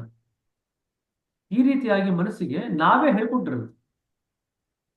ಈಗ ವಿರಾಮ ಸಿಕ್ಕಿದೆ ನಾನು ಧ್ಯಾನ ಮಾಡೋಣ, ಈಗ ವಿರಾಮ ಸಿಕ್ಕಿದೆ ನಾ ಗುರಿ ಎಡೆಗೆ ಹೋಗೋಣ ಅಂತ ಯಾರು ಯೋಚನೆ ಮಾಡಲ್ಲ. ಯಾಕೆ ಯೋಚನೆ ಮಾಡಲ್ಲ ಅಂತಂದ್ರೆ ನಾವು ಇದನ್ನ ಅಭ್ಯಾಸ ಮಾಡ್ಬಿಟ್ಟಿದ್ದೀವಿ. ಎಲ್ಲಿವರೆಗೆ ನಾವು ಇದನ್ನ ಅಭ್ಯಾಸ ಮಾಡಿದೀವಿ ಅಂತ ನಮ್ಗೆ ಅರಿವು ಗೊತ್ತಾಗಲ್ವೋ, ಅರಿವಿನಲ್ಲಿ ಅಲ್ಲಿವರೆಗೂ ನಾವು ಈ ಅಭ್ಯಾಸನ ತೊಡೆದು ಹಾಕ್ಲಿಕ್ಕೆ ಪ್ರಯತ್ನ ಪಡಲ್ಲ. ನಮ್ಮೆಲ್ಲ ಅಭ್ಯಾಸಗಳು ಯಾಕೆ ನಿಧಾನವಾಗಿ ಪ್ರಗತಿ ಆಗ್ತಾರೆ ಅಂದ್ರೆ ಇದೇ ಕಾರಣಕ್ಕೋಸ್ಕರ. ಎಲ್ರು ಸಿಟ್ಟಿಂಗ್ ಬರ್ತಾರೆ, ಎಲ್ರು ಅರ್ಧ ಗಂಟೆ 1 ಗಂಟೆ ಧ್ಯಾನ ಮಾಡ್ತಾರೆ, ಏನೇನ್ ಪ್ರಾಕ್ಟೀಸ್ ಮಾಡ್ಬೇಕೋ ಎಲ್ಲ ನಿಯಮಿತವಾಗಿ ಮಾಡ್ತಾರೆ. ಬಟ್ ಉಳಿದಿದಂತ ಸಮಯ ಇದೆಯಲ್ಲ, ಆ ಉಳಿದಂತ ಸಮಯದಲ್ಲಿ ಮನಸ್ಸನ್ನ ಎಲ್ಲೆಲ್ಲೋ ಹರಿಬಿಡ್ತಾರೆ. ಹಾಗಾಗಿ ಅವ್ರ ಪ್ರಗತಿ ನಿಧಾನವಾಗುತ್ತೆ. ಸೊ ಯಾರು ಧ್ಯಾನ ಅಂತಂದ್ರೆ ಬರೀ ಅರ್ಧ ಗಂಟೆ ಕಣ್ಣು ಮುಚ್ಕೊಂಡು ಕೂತ್ಕೊಳ್ಳೋದಲ್ಲ. ಧ್ಯಾನ ಅಂತಂದ್ರೆ ನಮ್ಮನ್ನ ನಾವು ನಿರಂತರವಾಗಿ ಮನಸ್ಸಿನ ಗಮನ ಎಲ್ಲಿ ಹೋಗ್ತಿದೆ ಅಂತ ನೋಡ್ಕೊಳ್ತಕ್ಕಂಥದ್ದು, ಅದನ್ನ ಸರಿಯಾದ ದಿಕ್ಕಿನಲ್ಲಿ ಹರಿಸ್ತಕ್ಕಂಥದ್ದು, ಅದನ್ನ ನಾವು ಧ್ಯಾನ ಅಂತ ಹೇಳ್ತೀವಿ. ಸರಿನಾ? ಸೊ ಎಲ್ಲಿಂದ ಎಲ್ಲಿವರೆಗೆ ನಮಗೆ ಧ್ಯಾನದ ಸ್ಥಿತಿಗೆ ತಗೊಂಡು ಹೋಗಲ್ವೋ ಅಲ್ಲಿವರೆಗೆ ನಮ್ ಧ್ಯಾನ ಏನ್ ತರಗತಿ ಏನು ಆಗ್ತಿಲ್ಲ. ನಾವು ಸುಮ್ಮನೆ ರಿಚುವಲ್ ತರ ಮಾಡ್ತಾ ಇದೀವಿ. ಪೂಜೆ ಮಾಡ್ತೀವಲ್ಲ, 2 ಸತಿ ಊದ್ಗಡಿ ಅಲ್ಲಾಡ್ಸೋದು, ಗಂಟೆ ಬಾರಿಸೋದು ಮಾಡ್ತೀವಲ್ಲ, ಆ ತರ ಮಾಡ್ದಂಗೆ ಧ್ಯಾನನ. ಆ ರೀತಿಯಲ್ಲಿ ಮಾಡಿದ್ರೆ ಯಾವುದೇ ಅರಿವಿಲ್ದಿರೋ ಧ್ಯಾನ ಮಾಡ್ತು ಅಂತಂದ್ರೆ ಅದು ನಮ್ಮ ಆಧ್ಯಾತ್ಮಿಕ ಪ್ರಗತಿಗೆ ನಾಂದಿ ಆಗಲ್ಲ. ಸರಿನಾ? ಇನ್ನೊಂದೇನಪ್ಪಾ, ಅದನ್ನೆಲ್ಲ ನಾವು ಬಲವಾಗಿ ಅದನ್ನು ಅದುಮಿದಂತೆಲ್ಲ ಅದು ಹೆಚ್ಚಾಗಿ ಪುಟಿದು ಪ್ರತಿಕ್ರಿಯೆಯನ್ನು ತೋರಿ ಹೆಚ್ಚು ಕ್ಷೋಭವನ್ನು ಉಂಟು ಮಾಡುತ್ತದೆ. ಮನಸ್ಸನ್ನ ನಾವು ದಮನ ಮಾಡ್ಲಿಕ್ಕೆ ಹೋಯ್ತು ಅಂತಂದ್ರೆ ಮತ್ತೆ ಅದು ರೆಬೆಲ್ ಆಗುತ್ತೆ. ಹಾಗಾದ್ರೆ ಅದರ ಚಟುವಟಿಕೆಗಳನ್ನು ನಿಯಂತ್ರಣಗೊಳಿಸಲು ತಕ್ಕ ಪದ್ಧತಿ ಎಂದರೆ ನಾವು ಧ್ಯಾನದಲ್ಲಿ ಮಾಡುವಂತೆ ಅದನ್ನು ಒಂದು ಪವಿತ್ರವಾದ ವಿಚಾರದ ಮೇಲೆ ಏಕಾಗ್ರತೆಗೊಳಿಸಿ ಅನವಶ್ಯಕವಾದಂಥ ವಿಚಾರಗಳೆಲ್ಲವನ್ನು ತೊಲಗಿಸಬೇಕು. ಒಂದೇ ವಿಚಾರದ ಕಡೆ ನಾವು ಗಮನ ಕೊಡ್ತಿತ್ತು ಅಂತಂದ್ರೆ, ಇಲ್ಲಿ ಒಂದೇ ವಿಚಾರದಲ್ಲಿ ನಮ್ಮ ಗುರಿ ಎಡೆಗೆ ನಾವು ಗಮನ ಕೊಡ್ತಿತ್ತು ಅಂತಂದ್ರೆ ತನಗೆ ತಾನಾಗಿ ಅನವಶ್ಯಕ ವಿಚಾರಗಳು ಬರೋದು, ಕಾಡುವುದು ಎಲ್ಲವೂ ಹೊರಟೋಗುತ್ತೆ. ಮನಸ್ಸು ಶಿಸ್ತನ್ನು ಹೊಂದಿ ಸುನಿಯಂತ್ರಿತವಾಗಿ ಆಂತರಿಕ ಅಸ್ವಸ್ಥತೆಯು ಬಹುಮಟ್ಟಿಗೆ ದೂರವಾಗುವುದು. ಅನಪೇಕ್ಷಿತವಾದ ವಿಚಾರಗಳಿಂದ ಮುಕ್ತರಾಗಲು ಶ್ರೇಷ್ಠ ಮಾರ್ಗವೆಂದರೆ ಅವುಗಳನ್ನು ಕರೆಯದೇ ಬಂದ ಅತಿಥಿಗಳು ಎಂದು ತಿಳಿದು ಅವುಗಳ ಕಡೆಗೆ ದುರ್ಲಕ್ಷ್ಯ ಮಾಡಬೇಕು. ಇದನ್ನು ಕೇಳ್ಬೋದು, ಕರೆಯದೆ ಬಂದ ಅತಿಥಿಗಳು ಅಂತ ಯಾವುದರ ಬಗ್ಗೆ ಉಲ್ಲೇಖ ಮಾಡಿದ್ದಾರೆ? ಅದನ್ನು ಬೇಕಾದ್ರೆ ಒಂದು ಪ್ರಶ್ನೆ ಬರ್ಬೋದು ನಿಮ್ಗೆ. ಸಿಸ್ಟರ್, ಇನ್ಯಾವುದೊಂದು ಪ್ರಶ್ನೆ ಬರ್ಬೋದಾ? 30, 42, 43ರಲ್ಲಿ ಇಲ್ಲಿಯವರೆಗೆ ಬಂದಿದ್ರಲ್ಲಂತ್ರು ಈಗ ಏನೋ ಎಕ್ಸ್ಟ್ರಾ ಇಲ್ಲ ಬ್ರದರ್. ಇಲ್ಲ ಅಲ್ವಾ? ಆಗ ಅವು ನೀರು ಕಾಣದ ಸಸಿಗಳಂತೆ ಬಾಡಿ ಹೋಗಿ, ಅಂದ್ರೆ ನಾವು ಯಾವ್ದ್ರ ಕಡೆ ಲಕ್ಷ್ಯ ಕೊಡ್ತೀವೋ ಅದು ಬೆಳೆಯುತ್ತೆ, ಯಾವ್ದ್ರ ಕಡೆ ಲಕ್ಷ್ಯ ಕೊಡಲ್ವೋ ಅದು ಬೆಳೆಯಲ್ಲ. ಯಾವ್ದ್ರ ಕಡೆ ಲಕ್ಷ್ಯ ಕೊಡಲ್ವೋ ಅದು ನೀರು ಹಾಕದಿರೋ ಗಿಡದ ತರ ನಶಿಸಿ ಹೋಗುತ್ತೆ ಕಾಲಕ್ರಮೇಣದಲ್ಲಿ. ಹಾಗಾದ್ರೆ ಇದನ್ನ ಹ್ಯಾಕ್ ಮಾಡೋದು ಅಂತಂದ್ರೆ, ಆಗ ಅವು ನೀರು ಕಾಣದ ಸಸಿಗಳಂತೆ ಬಾಡಿ ಹೋಗಿ ಕೊನೆಗೆ ಒಂದೇ ಪವಿತ್ರ ವಿಚಾರವು ಪ್ರಧಾನವಾಗಿ ಉಳಿಯುವುದು. ಹಾಗಾದ್ರೆ ನಾವು ಗುರಿ ಎಡೆಗೆ ಲಕ್ಷ್ಯ ಕೊಡ್ತಾ ಇದ್ರೆ ನಮಗೆ ಕಡೆಯಲ್ಲಿ ನಾವು ಬರೀ ಗುರಿ ಅಷ್ಟೇ ನಮ್ಮ ಮುಂದಿರುತ್ತೆ, ಇನ್ಯಾವ ವಿಚಾರನೂ ನಮ್ಮ ಮುಂದಿರಲ್ಲ. ಇದನ್ನು ಸಾಧಿಸಲು ಏಕಮೇವ ಮಾರ್ಗವೆಂದರೆ ಸಮರ್ಥ ಗುರುವಿನ ನೇತೃತ್ವದಲ್ಲಿ ಧ್ಯಾನ ಮಾಡುವುದು. ಸೊ ಮನಸ್ಸು ಒಂದೇ ಕಡೆ ಹೋಗ್ಬೇಕು ಅಂತ ಹೇಳ್ತಿದೀವಲ್ಲ, ಒಂದೇ ಕಡೆ ನಿರಂತರವಾಗಿ ಹರಿಬೇಕು ಅನ್ನೋದಾಯ್ತು ಅಂತಂದ್ರೆ ಅದು ಗುರುಗಳ ಸಹಾಯದಿಂದ ಆಗುತ್ತೆ. ನಾವೇ ಪ್ರಯತ್ನ ಪಡ್ತು ಅಂತಂದ್ರೆ ಅಲ್ಪ ಸ್ವಲ್ಪ ಪ್ರಗತಿ ಆಗುತ್ತೆ, ಅದು ತ್ವರಿತವಾಗಿ ಆಗಲ್ಲ.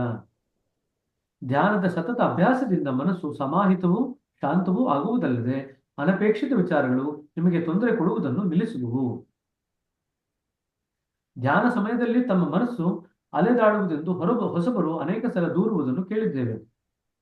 ಮೊದಲನೇ ದಿನದಿಂದಲೇ ಧ್ಯಾನ ಸಮಯದಲ್ಲಿ ನಮ್ಮ ಮನಸ್ಸು ಸ್ಥಿರವಾಗಿರಬೇಕೆಂದು ಅವರು ಅಪೇಕ್ಷಿಸುವರು. ಆದರೆ ಬೇರೆ ಬೇರೆ ವಿಚಾರಗಳು ಅವರ ಮನಸ್ಸನ್ನು ಮುತ್ತಿದಾಗ ಅವರು ಗಾಬರಿಗೊಳ್ಳುವರು.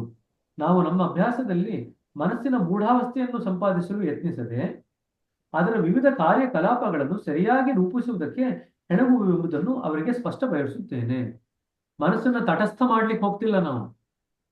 ಮನಸ್ಸು ತನ್ನ ಕೆಲಸ ಮಾಡ್ತಕ್ಕಂಥ ಏನು ಧಾಟಿ ಇದೆ ಅದನ್ನ ಬದಲಾವಣೆ ಮಾಡ್ಲಿಕ್ಕೆ ಹೋಗ್ತಿದೀವಿ ಅಷ್ಟೇ, ಅದನ್ನ ತಟಸ್ಥ ಮಾಡ್ಲಿಕ್ಕೆ ಹೋಗ್ತಾ ಇಲ್ಲ. ಈಗ ಒಬ್ಬ ಸಿಸ್ಟರ್ ಹೇಳ್ತಾ ಇದ್ರು, ಎಕ್ಸಾಕ್ಟ್ಲಿ ಧ್ಯಾನದ ಸಮಯದಲ್ಲಿ ಒಟ್ಟಾರೆ ವಿಚಾರಗಳೇ ಬರಬಾರ್ದು ಅಂತ ಹೇಳಿ. ವಿಚಾರಗಳು ಮನಸ್ಸು ಅಂತ ನಮ್ಗಿದ್ಮೇಲೆ ವಿಚಾರಗಳು ಬರೋದು ಸಹಜನೇ, ಆದ್ರೆ ಯಾವ ತರದ ವಿಚಾರ ಬರ್ತಾ ಇದೆ ನಂಗೆ ಅಂತ ನಾವು ಅದು ಕೇರ್ಫುಲ್ ಆಗಿ. ಸೊ ಅಲ್ಲಿಗೆ ಸಿಸ್ಟರ್ದು ಪ್ರಶ್ನೆಗೆ ಇಲ್ಲಿ ಉತ್ತರ ಬಂತು. ಮನಸ್ಸಿಗೆ ನಾವು ಅದಕ್ಕೇನೆ ಮೂಢಾವಸ್ಥೆಯಲ್ಲಿ ಅದನ್ನ ಇರೋಕೆ ಇದು ಮಾಡಲ್ಲ. ಇಲ್ಲಿ ಸಂಪಾದಿಸಲು ಯತ್ನಿಸದೆ ಅದರ ವಿವಿಧ ಕಾರ್ಯಕಲಾಪಗಳನ್ನು ಸರಿಯಾಗಿ ರೂಪಿಸುವುದಕ್ಕೆ ಹೆಣಗುವೆಂಬುದನ್ನು ಅವರಿಗೆ ಸ್ಪಷ್ಟಪಡಿಸ ಬಯಸುತ್ತೇನೆ. ನಾವು ಆ ಮೂಢ ಅವಸ್ಥೆಗೆ ತರೋಕೆ ನೋಡಲ್ಲ, ಅದು ಮನಸ್ಸಿಗೆ ನಾವು ಆ ಥರ ಕಂಟ್ರೋಲ್ ಮಾಡಲ್ಲ, ನಾವಿಲ್ಲಿ ರೆಗ್ಯುಲೇಟ್ ಮಾಡ್ತಾ ಇದ್ದೀವಿ. ಯಾವ ಥರ ನಾನು ನನ್ನ ಮನಸ್ಸನ್ನ ರೆಗ್ಯುಲೇಟ್ ಮಾಡಿಕೊಂಡ್ರೆ ಅದು ನನಗೆ ಧ್ಯಾನಕ್ಕೆ ಸಪೋರ್ಟ್ ಮಾಡ್ತದೆ ಅಂತ ನಾವು ನೋಡ್ತೀವಿ ಅಷ್ಟೆ. ಆ ಗುರಿಯನ್ನು ಮುಟ್ಟಲು ಮುಟ್ಟಲು ಧ್ಯಾನವು ಒಂದು ಸಾಧನ ಮಾತ್ರ. ಏಕಾಗ್ರತೆಯು ಕಾಲಕ್ರಮದಲ್ಲಿ ಅದರ ಸಹಜ ಪರಿಣಾಮ. ಇದನ್ನ ಅಂಡರ್ಲೈನ್ ಮಾಡ್ಕೊಳ್ರಿ. ಧ್ಯಾನದಲ್ಲಿ ಏಕಾಗ್ರತೆ ಬೇಕಾಗಿಲ್ಲ. ಧ್ಯಾನ ಸರಿಯಾಗಿ ಮಾಡಿದ್ರೆ ಏಕಾಗ್ರತೆ ಅದರ ಸಹಜ ಪರಿಣಾಮ. ಇದು ತುಂಬಾ ಜನ ಕನ್ಫ್ಯೂಷನ್ ಇದೆ. ಹೌದು. ಧ್ಯಾನಕ್ಕೆ ಏಕಾಗ್ರತೆ ಅಗತ್ಯ ಇಲ್ಲ. ಧ್ಯಾನದ ಪರಿಣಾಮವಾಗಿ ಏಕಾಗ್ರತೆ ಜಾಸ್ತಿ ಆಗುತ್ತೆ. ಸರಿನಾ? ಇದು ದಯವಿಟ್ಟು ಅಂಡರ್ಲೈನ್ ಮಾಡ್ಕೊಳ್ರಿ. ಇದು ನಿಮಗೆ ಪ್ರಶ್ನೆ ಬರ್ಬೋದು.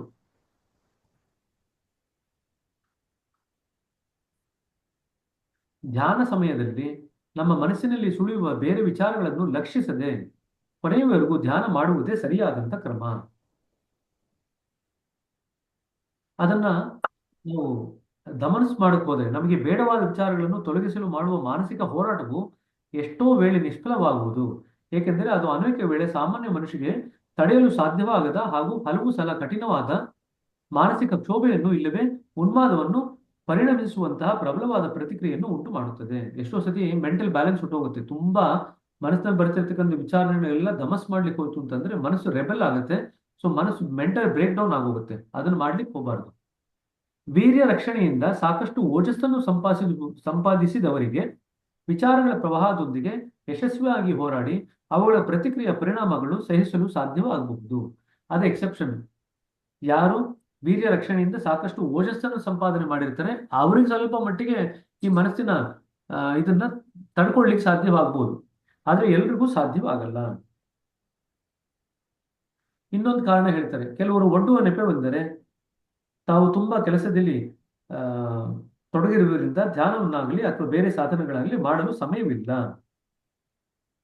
ಇನ್ನೊಂದು ಸಾಮಾನ್ಯವಾಗಿ ಎಷ್ಟೊಂದು ಜನ ಅಭ್ಯಾಸಗಳಿದೆ. ನಮ್ಗೆ ಟೈಮೇ ಇಲ್ಲ ಸರ್ ಅಂತ. ಕೈ ತುಂಬ ಕೆಲಸವಿದ್ದ ಮನುಷ್ಯನಿಗೆ ಎಲ್ಲಕ್ಕಿಂತ ಹೆಚ್ಚು ವಿರಾಮವಿದೆ ಎಂಬುದೊಂದು ಪ್ರಸಿದ್ಧ ನಾಣ್ಣುಡಿ ಆಗಿದೆ. ಸೊ ಇಲ್ಲಿ ಸಮಯ ಅಲ್ಲ ಸಮಯದ ತಪ್ಪು ಹೊಂದಾಣಿಕೆಯ ಮೂಲಕವಾಗಿದೆ. ಅವ್ರ ಸಮಯ ಯಾಕಿಲ್ಲ ಅಂತಂದ್ರೆ ಟೈಮ್ ಮ್ಯಾನೇಜ್ಮೆಂಟ್ ಇಲ್ಲ. ಸಮಯನ ಸರಿಯಾಗಿ ಹೊಂದಾಣಿಕೆ ಮಾಡ್ಕೊಳ್ತು ಅಂತಂದ್ರೆ ಅವ್ರಿಗೆ ಸಮಯ ಬರುತ್ತೆ. ಸಾಮಾನ್ಯವಾಗಿ ಟೈಮ್ ಇಲ್ಲ ಅಂತ ಹೇಳೋರು ಮುಂದಿನ ಪುಟಕ್ಕೆ ಹೋದ್ರೆ ಏನಾಗಿರುತ್ತೆ ಅಂತಂದ್ರೆ ತಮ್ಮ ಉಪೇಕ್ಷೆ ಅಥವಾ ಸೋಮಾರಿತನದ ಸ್ವಭಾವದಿಂದಲೇ ಹೊತ್ತು ಆಮೇಲೆ ಒಪ್ಕೊಳ್ತಾರೆ. ನಾವು ಉಪೇಕ್ಷೆ ಮಾಡ್ತೀವಿ ವಿಚಾರನ, ತಮಗೆ ಸೋಮಾರಿತನ ಇದೆ ಅಂತಾನು ಒಪ್ಕೊಳ್ತಾರೆ. ಅದರಿಂದ ನಮಗೆ ಟೈಮ್ ಇಲ್ಲ ಅಂತ ಹೇಳ್ತಾರೆ. ಅವೆರಡನ್ನು ಒಪ್ಕೊಳ್ಳೋ ಬದಲಿಗೆ ಟೈಮ್ ಇಲ್ಲ ಅಂತ ಹೇಳ್ತಾರೆ. ತಮ್ಮ ವ್ಯಾಪಾರ ಉದ್ಯೋಗಗಳಲ್ಲಿ ಉಪೇಕ್ಷೆ ಆಲಸ್ಯಗಳನ್ನು ತೋರದೆ ಆರ್ಥಿಕ ಲಾಭವು ದೃಷ್ಟಿಯಲ್ಲಿ ಇಟ್ಟುಕೊಂಡು ತಮಗೆ ವೈಯಕ್ತಿಕ ಅನನುಕೂಲತೆಗಳು ಬೇನೆಗಳು ಆದರೂ ಕೂಡ ಪೂರ್ಣ ಉತ್ಸಾಹದಿಂದ ದುಡಿಯುವರು. ಅಲ್ಲಿ ದುಡಿಯೋಕೆ ಸಾಧ್ಯ ಆಯ್ತು ಅಂತಂದ್ರೆ ಇಲ್ಲಿ ಯಾಕೆ ದುಡಿಯಕ್ಕೆ ಸಾಧ್ಯ ಇಲ್ಲ ಅಂತ ಬಾಬುಜಿ ಪ್ರಶ್ನೆ ಕೇಳ್ತಿದ್ದಾರೆ. ಭೌತಿಕ ಲಾಭದ ಹಂಬಲ ಅವರ ಅನನುಕೂಲತೆಗಳನ್ನು ಅಸ್ವಾಸ್ಥ್ಯವನ್ನು ಕಡೆಗಣಿಸುವಂತೆ ಮಾಡುವುದು. ಹಾಗಾದ್ರೆ ಆಧ್ಯಾತ್ಮಿಕವಾಗಿ ಕೂಡ ನಾವು ಮಾಡತಕ್ಕಂತ ಪ್ರಕ್ರಿಯೆಯಿಂದ ಲಾಭ ಆಗತ್ತೆ ಅಂತ ಮನಸ್ಸಿಗೆ ಯಾವಾಗ ಮನದಟ್ಟಾಗುತ್ತೋ ಅವಾಗ ನಾವು ಇಲ್ಲೂ ಕೂಡ ಅಸ್ವಸ್ಥಗಳನ್ನು ಮತ್ತೆ ಬೇರೆ ತೊಂದರೆಗಳನ್ನ ನಾವು ಲಕ್ಷ್ಯ ಮಾಡಿದಿರ ನಾವು ಅಭ್ಯಾಸದಲ್ಲಿ ನಿರತರಾಗ್ತೀವಿ. ಅದರಂತೆಯೇ ಧ್ಯೇಯದ ಸಾಕ್ಷಾತ್ಕಾರಕ್ಕಾಗಿ ನಮ್ಮ ಹಂಬಲ ಹೆಚ್ಚಾಗಿದ್ದರೆ ನಮ್ಮ ಉಪೇಕ್ಷಾ ಆಲಸ್ಯಗಳು ನಾವು ಮಾಡುವ ಯತ್ನಗಳನ್ನಾಗಲಿ ಪ್ರಗತಿ ಮಾರ್ಗದಲ್ಲಾಗಲಿ ಬಾಧಕಗಳಾಗಲಾರವು. ಅದನ್ನು ಓವರ್ಕಮ್ ಮಾಡ್ಬೇಕಾದ್ರೆ ನಮ್ಗೆ ಏನ್ ಬೇಕು? ತೀವ್ರ ಹಂಬಲ ಇರಬೇಕು ಸಾಕ್ಷಾತ್ಕಾರದ ಕಡೆಗೆ. ಪ್ರಾಚೀನ ಋಷಿಗಳ ಜೀವನ ಚರಿತ್ರೆಯನ್ನು ಅವಲೋಕಿಸಿದರೆ ಸತ್ಯ ಸಾಕ್ಷಾತ್ಕಾರಕ್ಕಾಗಿ ಅವರು ತಮ್ಮ ಎಲ್ಲ ಸುಖಗಳನ್ನು ತ್ಯಾಗ ಮಾಡಿದುದು ನಮಗೆ ಕಂಡು ಬರುತ್ತದೆ. ಧ್ಯೇಯ ಸಾಧನೆಯ ತೀವ್ರ ಲವಲವಿಕೆಯು ಇತರ ವಸ್ತುಗಳ ಬಗ್ಗೆ ಅವರನ್ನು ಕುರುಡನ್ನಾಗಿ ಮಾಡಿತು ಮತ್ತು ಅವರು ತಮ್ಮ ಮಾರ್ಗದಲ್ಲಿ ತೊಂದರೆಗಳನ್ನು ವೈಪರೀತ್ಯಗಳನ್ನು ಲಕ್ಷಿಸದೆ ಅಚಲರಾಗಿದ್ದರು. ಒಂದು ವಸ್ತುವಿಗಾಗಿ ಈ ತರನಾದ ತೀವ್ರ ಲವಲವಿಕೆಯು ಇಂಟೆನ್ಸ್ ರೆಸ್ಟ್ಲೆಸ್ನೆಸ್ ಧ್ಯೇಯ ಪ್ರಾಪ್ತಿಗಾಗಿ ದೃಢವಾದ ಸಂಕಲ್ಪದಲ್ಲಿ ಸಂಪೂರ್ಣ ಯಶಸ್ಸನ್ನು ಹೊಂದಲು ತೀರಾ ಅವಶ್ಯಕ. ಎರಡನ್ನು ಬರೀತಾರೆ. ತೀವ್ರ ಲವಲವಿಕೆ ಮತ್ತು ದೃಢವಾದ ಸಂಕಲ್ಪ ಇವೆರಡು ಇತ್ತು ಅಂತಂದ್ರೆ ನಾವು ನಮ್ಮ ಲಕ್ಷ್ಯವನ್ನು ಮುಟ್ಟಬಹುದು.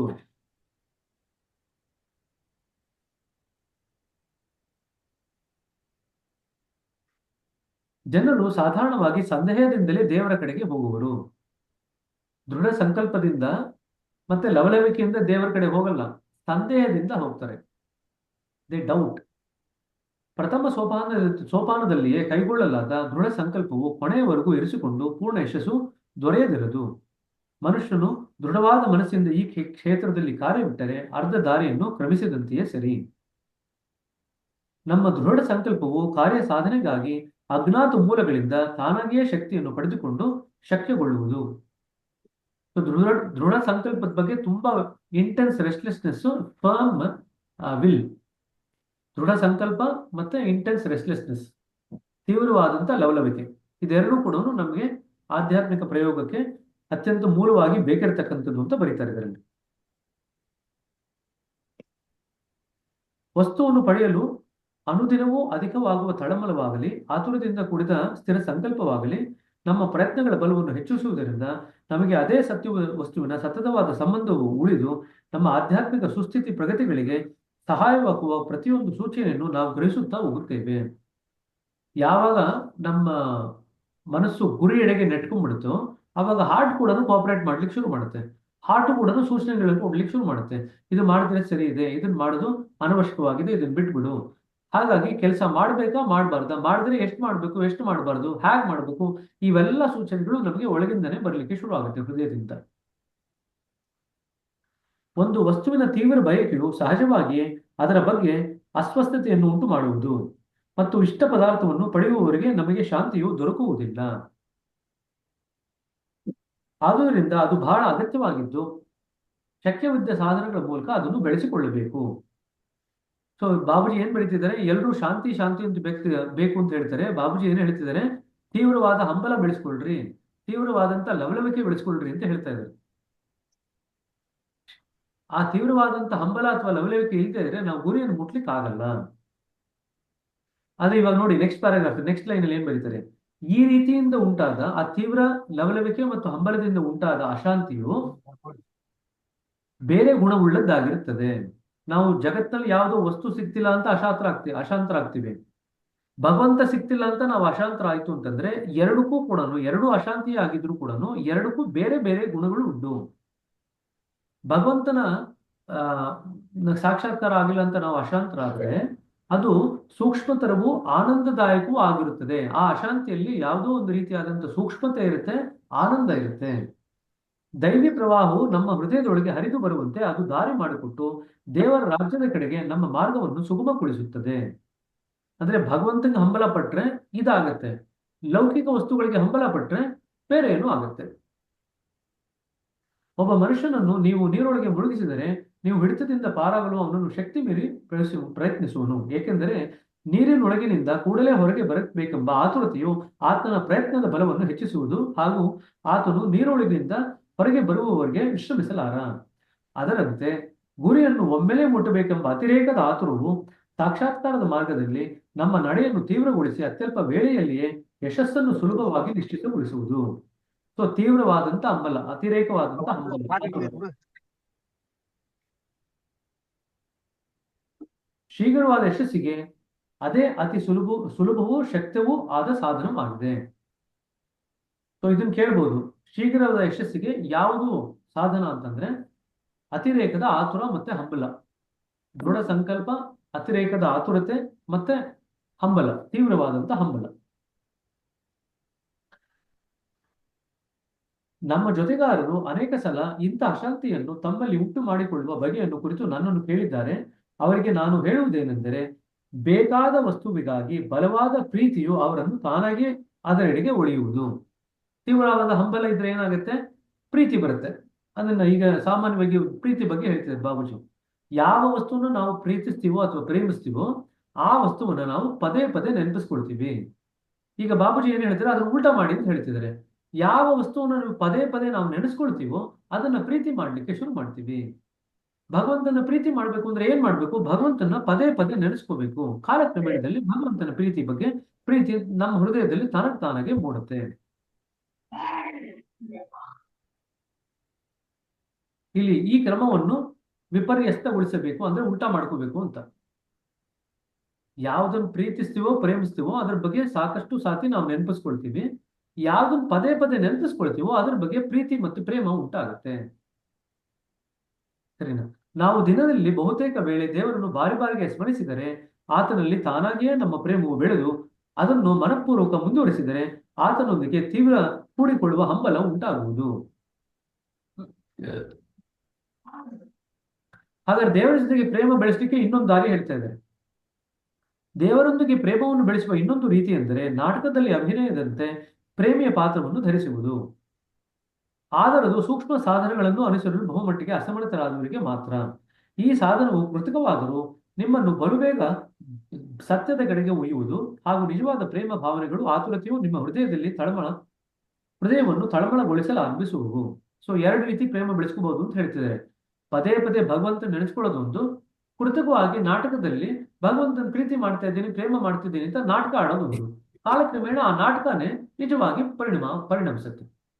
ಒಂದ್ಸತಿ ಇದೊಂದು ಸಣ್ಣ ಕಥೆ ಇದೆ, 2 ಲೈನಲ್ಲಿ ಹೇಳ್ತೀನಿ. ಒಂದ್ಸತಿ ಒಬ್ಬ ಕಳ್ಳ, ಅವನು ಅಟ್ಟಿಸ್ಕೊಂಡ್ ಬರ್ತಾರೆ ಎಲ್ರು.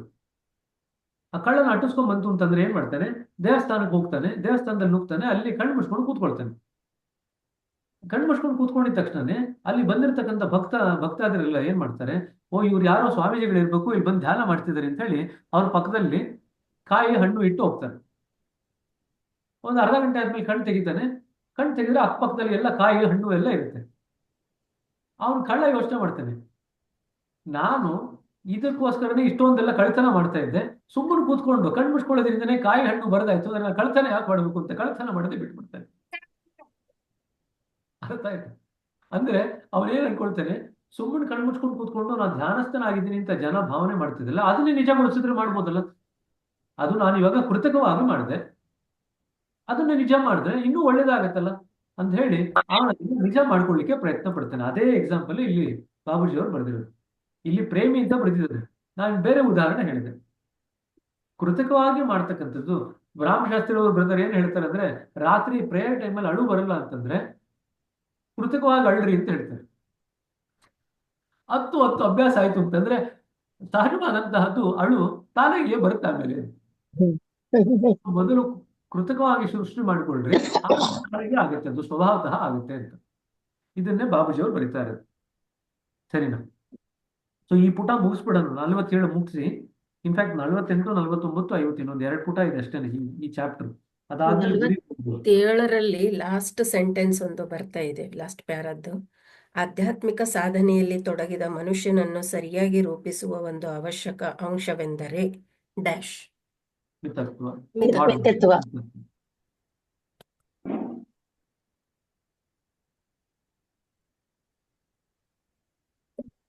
ಅದಕ್ಕೆ ಮುಂಚಿನ ಲೈನು ಸಿಸ್ಟರ್, ನಿರಾಶೆಯು ಬಹುದೊಡ್ಡ ದೋಷವು ಆಧ್ಯಾತ್ಮ ಜೀವನಕ್ಕೆ ಬಲು ಘಾತಕವಾದ ವಿಷಯವೂ ಆಗಿದೆ. ಅದು ಕೂಡ ನಿಮಗೆ ಪ್ರಶ್ನೆ ಬರ್ಲಿಕ್ಕೆ ಸಾಧ್ಯ ಉಂಟು. ನಿರಾಶೆಯು ಬಹುದೊಡ್ಡ ದೋಷವು ಆಧ್ಯಾತ್ಮಿಕ ಜೀವನಕ್ಕೆ ಬಲು ಘಾತಕವಾದ ವಿಷಯವೂ ಆಗಿದೆ. Spiritual poison. ಅದು 1-2 ಸತಿ ಬಂದಿದೆ. ಸರಿನಾ? ಸರಿ, 47 ಮುಗಿತು. 48ಕ್ಕೆ ಹೋದ್ರಿ. ಮಿತತ್ವ ಅಂದ್ರೆ ಏನು ಅಂತ ಡಿಫೈನ್ ಮಾಡ್ತಾರೆ ನೋಡ್ರಿ, ಮೊದಲನೇ ಲೈನಲ್ಲಿ 48ನೇ ಪುಟದಲ್ಲಿ. ಮಿತತ್ವವೆಂದರೆ ಎಲ್ಲ ಇಂದ್ರಿಯ ಸಂವೇದನೆಗಳಲ್ಲಿ ಮತ್ತು ಶಕ್ತಿಗಳಲ್ಲಿ ಸಮತ್ವವನ್ನು ಕಾಪಾಡಿಕೊಂಡು ಹೋಗುವುದು. ಇದನ್ನ ಅಂಡರ್ಲೈನ್ ಮಾಡ್ಕೊಳ್ರಿ, ಅದು ನಿಮಗೆ ಬೇಕಾದ ಡೆಫಿನೇಷನ್. ಮಿತತ್ವ ಎಂದರೆ ಏನು ಅಂತ. ಎಲ್ಲ ಇಂದ್ರಿಯ ಸಂವೇದನೆಗಳಲ್ಲಿ ಮತ್ತು ಶಕ್ತಿಗಳಲ್ಲಿ ಸಮತ್ವವನ್ನು ಕಾಪಾಡಿಕೊಂಡು ಹೋಗುವುದು ಮಿತತ್ವ. ಹೆಚ್ಚು ಕಡಿಮೆ ಇಲ್ಲದಂತೆ ಆಯಾ ಕಾರ್ಯಗಳಿಗೆ ಆಯಾ ಸಮಯದಲ್ಲಿ ಸ್ವಾಭಾವಿಕವಾಗಿ ಬೇಕಾದಷ್ಟನ್ನೇ ಮನಸ್ಸಿನ ಮೇಲೆ ಸ್ವಲ್ಪವೂ ಪರಿಣಾಮ ಮಾಡಿಕೊಳ್ಳದೆ ಉಪಯೋಗಿಸುವುದು ಮಿತತ್ವ. ಅದು ಕೂಡ ಮಿತತ್ವದ ಭಾಗ. 2 ಲೈನ್ ಇದೆಯಲ್ಲ, ಅದು ಮಿತತ್ವನ ಅದು ನಿಮಗೆ ಸೂಚನೆ ಮಾಡುತ್ತೆ. ಹೇಗಿರ್ಬೇಕು ನಾವು ಮಿತತ್ವದಿಂದ ಕೂಡಿದೀವಿ ಅಂದ್ರೆ ಹೇಗಿರ್ತೀವಿ ನಾವು? ಯಾವುದೇ ಕೆಲಸಕ್ಕೆ ಎಷ್ಟು ಸಮಯ ಕೊಡಬೇಕು, ಯಾವ ಸಮಯದಲ್ಲಿ ಎಷ್ಟು ಗಮನ ಕೊಡಬೇಕು, ಮನಸ್ಸಿನ ಮೇಲೆ ಯಾವುದೇ ಪರಿಣಾಮ ಮಾಡ್ಕೊಳ್ಳದೇ ಇರೋಂಥ ರೀತಿಯಲ್ಲಿ ನಾವು ಕೆಲಸ ಮಾಡ್ಲಿಕ್ಕೆ ಸಾಧ್ಯ ಆಯ್ತು ಅಂತಂದ್ರೆ ನಮ್ಗೆ ಮಿತತ್ವ ಮೈಗೂಡಿದೆ ಅಂತ.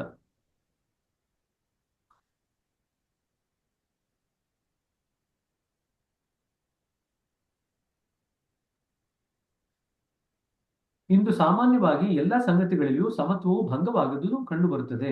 ಇದಕ್ಕೆ ಮುಖ್ಯ ಕಾರಣವೇನೆಂದರೆ ನಮ್ಮ ದೃಷ್ಟಿಗೆ ಬೀಳುವ ಪದಾರ್ಥಗಳಿಗೆಲ್ಲ ನಾವು ಸಲ್ಲದ ಮಹತ್ವವನ್ನು ಕೊಟ್ಟು ನಮ್ಮ ವಿಚಾರ ಶಕ್ತಿಯಿಂದ ಅದನ್ನು ಬಲಪಡಿಸುತ್ತೇವೆ. ತತ್ಪರಿಣಾಮವಾಗಿ ಎಲ್ಲಕ್ಕಿಂತಲೂ ಅದರ ಮಹತ್ವ ಹೆಚ್ಚುತ್ತಾ ಹೋಗುತ್ತದೆ. ಈ ರೂಢಿಯನ್ನೇ ನಾವು ಬೆಳೆಸಿಕೊಂಡರೆ ಅದನ್ನು ಬೇರೆ ಬೇರೆ ವಸ್ತುಗಳಿಗೆ ಹೆಚ್ಚು ಕಡಿಮೆ ಪ್ರಮಾಣದಲ್ಲಿ ಅನ್ವಯಿಸುತ್ತೇವೆ. ಫಲಸ್ವರೂಪವಾಗಿ ಅಶಾಂತಿ ಮತ್ತು ಮಾನಸಿಕ ಹೋರಾಟಗಳಲ್ಲದೆ ಬೇರೇನು ಉಂಟಾಗುವುದಿಲ್ಲ. ಒಂದು ನಿಮಿಷ. ಹಲೋ,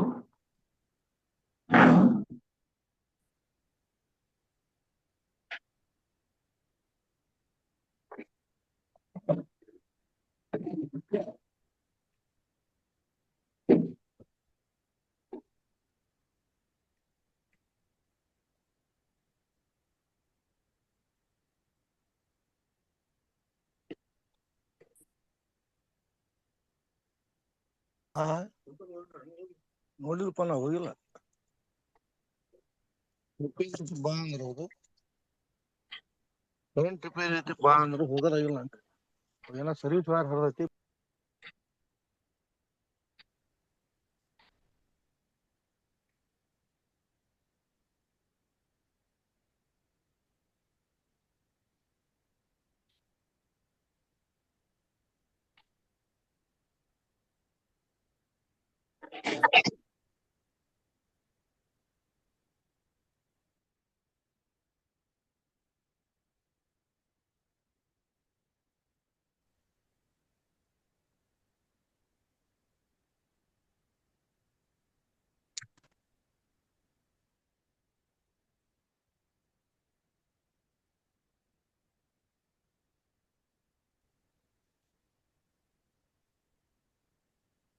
ಬ್ರದರ್ ನೀವು ಮ್ಯೂಟ್ ಮಾಡ್ಕೊಂಡಿದ್ದೀರಾ, ಏನು ಕೇಳ್ತಿಲ್ಲ. ಕೇಳ್ತಿಲ್ಲ ಬ್ರದರ್. ಸರಿ ಕಣ್ರಿ. ಸೊ ಇದಕ್ ಮುಂಚೆ ನೋಡ್ರಿ, ಪೂರ್ಣ ಮಿತತ್ವ ಮತ್ತು ಸಮತೆಗಳು ಮತ್ತೆ ಸ್ಥಾಪಿತವಾಗುವವರೆಗೆ ಸಾಕ್ಷಾತ್ಕಾರವು ಶಕ್ಯವಾಗುವುದಿಲ್ಲ. ಸೃಷ್ಟಿಯ ಆರಂಭದಲ್ಲಿ ಎಲ್ಲವೂ ಪೂರ್ಣ ಸಮತ್ವದ ಸ್ಥಿತಿಯಲ್ಲಿದ್ದಿತು. ಇದೆರಡೂ ಲೈನು ನಿಮಗೆ ಎಕ್ಸಾಮ್ ನಲ್ಲಿ ಪ್ರಶ್ನೆಗೆ ಬರ್ಬೋದು. ಈಗ ನಾವು ಮಾಡಬೇಕಾದುದು ಏನೆಂದರೆ ಅವುಗಳನ್ನು ಮತ್ತೆ ಸಮತೆಯನ್ನು ತರಲು ನಮ್ಮ ಇಂದ್ರಿಯಗಳನ್ನು, ಶಕ್ತಿಗಳನ್ನು ನಿಗ್ರಹಿಸಬೇಕು. ಸಮತೆಯನ್ನು ಬೆಳೆಸಿಕೊಳ್ಳಲು ನಮ್ಮ ಜೀವನದ ಬಾಹ್ಯ ರೀತಿಗಳ ಕಡೆಗೂ ನಾವು ವಿಶೇಷ ಲಕ್ಷ್ಯವನ್ನು ಕೊಡಬೇಕು. ಬರೀ ಅಭ್ಯಾಸ ಮಾಡೋದಲ್ಲ, ನಾವು ಜೀವನ ಕ್ರಮ ಯಾವ ರೀತಿ ಮಾಡ್ತಿದ್ದೀವಿ, ಜೀವನ ಶೈಲಿ ಯಾವ ರೀತಿ ಇಟ್ಕೊಂಡಿದೀವಿ, ಇದರ ಕಡೆ ಕೂಡ ನಾವು ಲಕ್ಷ್ಯ ಕೊಡಬೇಕು. ಉದಾಹರಣೆಗೆ, ಮೃದುವಾದ ಮತ್ತು ನಮ್ರವಾದ ಭಾಷೆ, ಸಭ್ಯ ವ್ಯವಹಾರ, ಜೊತೆಗಾರರೊಂದಿಗೆ ಪ್ರೇಮ, ಸಹಾನುಭೂತಿಗಳು, ಹಿರಿಯರಿಗೆ ಗೌರವ, ಪ್ರತಿಕಾರ ರಹಿತ ಸ್ವಭಾವ ಮುಂತಾದವು. ಇವೆಲ್ಲ ಅಭ್ಯಾಸ ಮಾಡಬೇಕು. ಈ ಅಭ್ಯಾಸಗಳು ನಮ್ಮನ್ನು ರೂಪಿಸುವುದರಲ್ಲಿ ಅತ್ಯಂತ ಸಹಾಯಕಗಳಾಗಿವೆ. ಸಮತೆಯು ನಿಸರ್ಗದ ಗುಣವಿಶೇಷವಾಗಿದೆ. ಇದನ್ನು ಅನ್ಲೈನ್ ಮಾಡ್ಕೊಳ್ರಿ, ಇದು ಕೂಡ ಬರ್ಬೋದು ಎಕ್ಸಾಮ್. ಡ್ಯಾಶ್ ನಿಸರ್ಗದ ಗುಣವಿಶೇಷವಾಗಿದೆ. ಸಮತೆಯು ನಿಸರ್ಗದ ಗುಣವಿಶೇಷವಾಗಿದೆ. ನಾವು ಪೂರ್ಣ ಸಮತ್ವವನ್ನು ಪಡೆದರೆ ನಿಸರ್ಗದೊಂದಿಗೆ ಸಾರೂಪ್ಯ ಹೊಂದಿದಂತೆಯೇ ಸರಿ. ಇದೇ ಆಧ್ಯಾತ್ಮದ ಸಾರ ಸರ್ವಸ್ವ. ಆ ಸಮತೆಯು ನಿಸರ್ಗದ ಗುಣವಿಶೇಷ ಇದೆಯಲ್ಲ, ಅಲ್ಲಿಂದ ಆಧ್ಯಾತ್ಮದ ಸಾರ ಸರ್ವಸ್ವ ಇರುವವರೆಗೂ ಕೂಡ ಅನ್ಲೈನ್ ಮಾಡ್ಕೊಳ್ರಿ. ಅದೆರಡೂ ಕೂಡ ನಿಮ್ಗೆ ಪರೀಕ್ಷೆಗೆ ಬರ್ಬೋದು. ಆಧ್ಯಾತ್ಮದ ಸಾರ ಸರ್ವಸ್ವ ಅಂದ್ರೆ ಏನು? ಪೂರ್ಣ ಸಮತ್ವವನ್ನು ಪಡೆದರೆ ನಿಸರ್ಗದೊಂದಿಗೆ ಸಾರೂಪ್ಯವನ್ನು ಹೊಂದಿದಂತೆ ಅದೇ ಆಧ್ಯಾತ್ಮದ ಸಾರ ಸರ್ವಸ್ವ. ಸರಿ, ಇದೊಂದು ಮುಗಿಸ್ಬಿಡೋಣ, ಇನ್ನೊಂದು ಪೇಜ್ ಇದೆ ಅಷ್ಟೇ. ಕೊನೆಯದಾಗಿ, ಯಶಸ್ಸಿನ ಅತಿ ಮಹತ್ವವಾದ ಹಾಗೂ ಅಮೋಘವಾದ ಉಪಾಯವೆಂದರೆ ಪ್ರಾರ್ಥನೆ. ಇದೆಯಲ್ಲ, ಈಗ ನಿಸರ್ಗ ಜೊತೆಗೆ ನಮ್ಮ ಸಾರೂಪ್ಯತೆ ಗಳಿಸ್ಕೊಳ್ಳೋದು, ಅದು 4ನೇ ಮ್ಯಾಕ್ಸಿಮ್ ಅಲ್ಲಿ ಬರುತ್ತೆ, ನಿಯಮದಲ್ಲಿ ಬರುತ್ತೆ. ಅದ್ರ ಬಗ್ಗೆ ವಿಸ್ತಾರವಾಗಿ ಬರ್ತಿದ್ದಾರೆ ಬಾಬುಜಿ ಅವರು. ಈ ಸೆಂಟೆನ್ಸಿಗೆ ಅಂಡರ್ಲೈನ್ ಮಾಡ್ಕೋಬಹುದು. ಯಶಸ್ವಿನ ಅತಿ ಮಹತ್ವವಾದ ಹಾಗೂ ಅಮೋಘವಾದ ಉಪಾಯ ಪ್ರಾರ್ಥನೆ. ಸೊ ಇದು ಸಾಮಾನ್ಯವಾಗಿ ಈ ಪ್ರಶ್ನೆ ಕೊಟ್ಟಿದ ತಕ್ಷಣನೇ ಏನ್ ಬರೀತೀರಾ? ನಿರಂತರ ನಿರಂತರ ಸ್ಮರಣೆ ಅಂತ ಬರೀತೀರ. ನಾ ಹೇಳಿದ್ನಲ್ಲ, ಬ್ರಹ್ಮಾಸ್ತ್ರ ಅಂತ. ಎಲ್ಲದಕ್ಕೂ ಅದೇ ಬ್ರಹ್ಮಾಸ್ತ್ರ ಬಿಡ್ತೀರ. ಸರಿ, ಅದ್ರ ಬದಲಿಗೆ ಎಷ್ಟೊಂದ್ ಕಡೆ ಅದಕ್ಕೇನೆ ನಾವು ಪುಸ್ತಕ ಓದ್ಬೇಕಾದ್ರೆ ಲಕ್ಷ್ಯ ಇಟ್ಟು ಓದ್ಬೇಕು. ಅವರು ಪುಸ್ತಕದಿಂದಲೇ ಕೇಳಿರ್ತಾರೆ ಎಷ್ಟೊಂದು ಪ್ರಶ್ನೆಗಳು ನೇರವಾಗಿ. ನಾವು ಲಕ್ಷ್ಯ ಕೊಟ್ಟು ಓದಿದ್ರೆ ಪುಸ್ತಕದಲ್ಲಿ ಎಲ್ಲಿದೆ ಅಂತ ಗೊತ್ತಾಗುತ್ತೆ, ಅದನ್ನು ಸ್ಪಷ್ಟವಾಗಿ ಹುಡುಕಿ ಬರೀಲಿಕ್ಕೆ ಸಾಧ್ಯವಾಗುತ್ತೆ. ನಾವು ಎಷ್ಟೋ ಬಾರಿ ಅದನ್ನು ಲಕ್ಷ್ಯ ಕೊಟ್ಟು ಓದಲ್ಲ, ಆವಾಗ ನಮ್ಗೆ ತೊಂದರೆ ಆಗುತ್ತೆ. ಸರಿನಾ? ಅವಾಗ ನಮ್ಮ ಮನಸ್ಸಿಗೆ ಏನ್ ತೋಚುತ್ತೆ ತಕ್ಷಣಕ್ಕೆ ಅದನ್ನ ಬರೆದು ಬಿಡ್ತೀವಿ ಉತ್ತರ. ಆಮೇಲೆ ತಪ್ಪಾಯ್ತು ಅಂತ ಆಮೇಲೆ ಗಲಾಟೆ ಮಾಡ್ತೀವಿ. ಬ್ರದರ್, ನಾವ್ ಏನ್ ಬರೆದ್ರು ಉತ್ತರ ಸರಿ ಇಲ್ಲ ಅಂತಾರೆ ಇವರು ಅಂತ ಗಲಾಟೆ ಮಾಡ್ತಾರೆ. ಪುಸ್ತಕದಿಂದನೇ ಅವ್ರು ಆಯ್ಕೆ ಮಾಡಿರೋದು, ಪುಸ್ತಕದಲ್ಲಿ ಏನಿದೆ ಉತ್ತರ ಬರಿಬೇಕು ನೀವು. ಪ್ರಾರ್ಥನೆಯಲ್ಲಿ ನಾವು ದೇವರ ಸಮ್ಮುಖದಲ್ಲಿ ದೀನ ಯಾಚಕರಾಗಿ ನಿಂತು ನಮ್ಮ ನಿಜ ಸ್ಥಿತಿಯನ್ನು ಅವನ ಎದುರಿಗೆ ಇಟ್ಟು ನಮ್ಮನ್ನು ಪೂರ್ಣವಾಗಿ ಆತನ ಇಚ್ಛೆಗೆ ಒಪ್ಪಿಸಿಕೊಂಡು ಬಿಡುವೆವು. ಇದೇ ಪ್ರಾರ್ಥನೆಯ ನಿಜವಾದ ಸ್ವರೂಪವಾಗಿದ್ದು, ನಿಜವಾದ ಭಕ್ತನಂತೆ ನಾವು ಕೂಡ ಒಡೆಯನ ಇಚ್ಛೆಯಿಂದಲೇ ತೃಪ್ತರಾಗಿರಬೇಕು. ಪ್ರಾರ್ಥನೆ ಹೇಗೆ ಮಾಡ್ಬೇಕು ಅಂತ ನಿಮಗೆ ಪ್ರಶ್ನೆ ಬರ್ಬೋದು. ಇದು ಮ್ಯಾಕ್ಸಿಮ್ ಇಂದನೂ ಬರ್ಬೋದು, ಇಲ್ಲೂ ಬರೆದಿದೆ ಅದ್ರ ಬಗ್ಗೆ. ತೀರಾ ಅವಶ್ಯಕ ವಸ್ತುಗಳ ಕೊರತೆಯಿಂದ ಮನಃಶಾಂತಿಯು ಭಂಗವಾಗುವುದಂತ ಅಪವಾದಾತ್ಮಕ ಪ್ರಸಂಗಗಳ ಹೊರತು ಉಳಿದ ಸಮಯದಲ್ಲಿ ಕ್ಷುದ್ರವಾದ ಪ್ರಾಪಂಚಿಕ ಪ್ರಯೋಜನಗಳಿಗಾಗಿ ದೇವರನ್ನು ಪ್ರಾರ್ಥಿಸುವುದು ತಿಳಿಗೇಡಿತನ. ಸರ್ವಜ್ಞನು ಸರ್ವಶಕ್ತನೂ ಆದ ಪರಮ ಗುರುವನ್ನೇ ನಾವು ಯಾವಾಗಲೂ ಪ್ರೇಮ ಶರಣಾಗತಿಗಳಲ್ಲಿ ಲೀನವಾದ ಮನಸ್ಸಿನಿಂದ ನಮ್ಮನ್ನು ಸಹ ಮರೆತು ಪ್ರಾರ್ಥಿಸಬೇಕು. ನಮ್ಮನ್ನು ನಾವು ಮರೆತು ಹೋಗ್ಬೇಕು, ಆ ರೀತಿ ಪ್ರಾರ್ಥನೆ ಮಾಡ್ಬೇಕು. ಆವಾಗ ಆ ಪ್ರಾರ್ಥನೆ ಫಲಕಾರಿ ಆಗುತ್ತೆ. ಇದೇ ಪ್ರಾರ್ಥನೆ ಮಾಡುವ ಸರಿಯಾದ ವಿಧಾನವಾಗಿದ್ದು, ಇಂತಹ ಸ್ಥಿತಿಯಲ್ಲಿ ಅದು ಫಲಕಾರಿಯಾಗಿರದೆ ಇರುವುದು ಅಪರೂಪ. ನಮ್ಮ ಮೈ ಮನಸ್ಸು ಮರೆತು ನಾವು ಪ್ರಾರ್ಥನೆ ಮಾಡಿದಾಗ ಆ ಪ್ರಾರ್ಥನೆ ಡೆಫಿನೆಟ್ ಆಗಿ ಫಲಕಾರಿ ಆಗುತ್ತೆ. ಈ ವಿಷಯವನ್ನು ಕುರಿತು ಸಹಜ ಮಾರ್ಗದ 10 ನಿಯಮಗಳ ವ್ಯಾಖ್ಯಾನವೆಂಬ ಪುಸ್ತಕದಲ್ಲಿ ಹೆಚ್ಚು ವಿವರವಾಗಿ ಬರೆದಿದ್ದೇನೆ. ಹೇಳಿದ್ನಲ್ಲ. ಕೊನೆಗೆ ಗುರಿಯನ್ನು ಸಾಧಿಸಲು ಅನೇಕ ಮಾರ್ಗಗಳು, ಸಾಧನ ಪದ್ಧತಿಗಳು ಇವೆ ಎಂಬುದು ನಿಮಗೆ ಮನಗಾಣಿಸ ಬಯಸುತ್ತೇನೆ. ಅವು ಸಾಕ್ಷಾತ್ಕಾರ ಮಾರ್ಗದಲ್ಲಿ ಸ್ವಲ್ಪ ದೂರ ನಡೆಸಬಹುದು, ಆದರೆ ಎಷ್ಟು ದೂರ ಎಂಬುದನ್ನು ನಾನಿಲ್ಲಿ ಚರ್ಚಿಸಬಹುದಿಲ್ಲ. ಅದನ್ನು ಓದುಗರ ಸ್ವಾನುಭವ ಮತ್ತು ನಿರ್ಣಯಕ್ಕೆ ಬಿಡುತ್ತೇನೆ. ರಾಜಯೋಗವೊಂದೇ ನಿಮ್ಮನ್ನು ಚರ್ಮ ಗುರಿಯತ್ತ ಅಥವಾ ಯಾವುದನ್ನು ಮುಟ್ಟಿ ನೀವು ನಿಮ್ಮ ಕೇವಲ ಶುದ್ಧ ಸ್ವರೂಪವನ್ನು ಹೊಂದಿ ನಿಸರ್ಗದೊಂದಿಗೆ ಪೂರ್ಣ ಸಮರಸವಾಗಿರುವ ಅಂತ ಮಾನವ ಅತ್ಯುತ್ತಮ ನೆಲೆಗೆ ಅದೊಂದೇ ನಮ್ಮನ್ನ ಗುರಿಯೆಡೆಗೆ ಕರ್ಕೊಂಡು ಹೋಗ್ಲಿಕ್ಕೆ ಶಕ್ಯವಾಗಿರ್ತಕ್ಕಂಥದ್ದು. 4 ಯೋಗ ಇದೆಯಲ್ಲ, ಜ್ಞಾನಯೋಗ, ಭಕ್ತಿ ಯೋಗ, ಕರ್ಮಯೋಗ ಮತ್ತೆ ರಾಜಯೋಗ. ರಾಜಯೋಗ ಒಂದೇ ನಿಮ್ಮನ್ನ ಅಂತಿಮ ಗುರಿವರೆಗೂ ತಲುಪಿಸಲಿಕ್ಕೆ ಸಾಧ್ಯ. ಬೇರೆ ಯೋಗಗಳು ಅಂತಿಮ ಗುರಿವರೆಗೂ ತಲುಪಲಿಕ್ಕೆ ಸಾಧ್ಯವಿಲ್ಲ. ಜ್ಞಾಪಕ ಇಟ್ಕೊಳ್ರಿ. ಇಂಥ ಪರಿಣಾಮವನ್ನು ಇತರ ಯಾವ ವಿಧಿವಿಧಾನಗಳು ತರಲಾರವು. ಆದುದರಿಂದ ನೀವು ಅತ್ಯುಚ್ಚ ಸ್ಥಾನವನ್ನು ನಿಮ್ಮ ಗುರಿಯನ್ನಾಗಿ ಇಟ್ಟುಕೊಂಡಲ್ಲಿ ಈ ಶಾಸ್ತ್ರವನ್ನು ಅನುಸರಿಸುವುದು ಅಗತ್ಯವಾಗಿದೆ.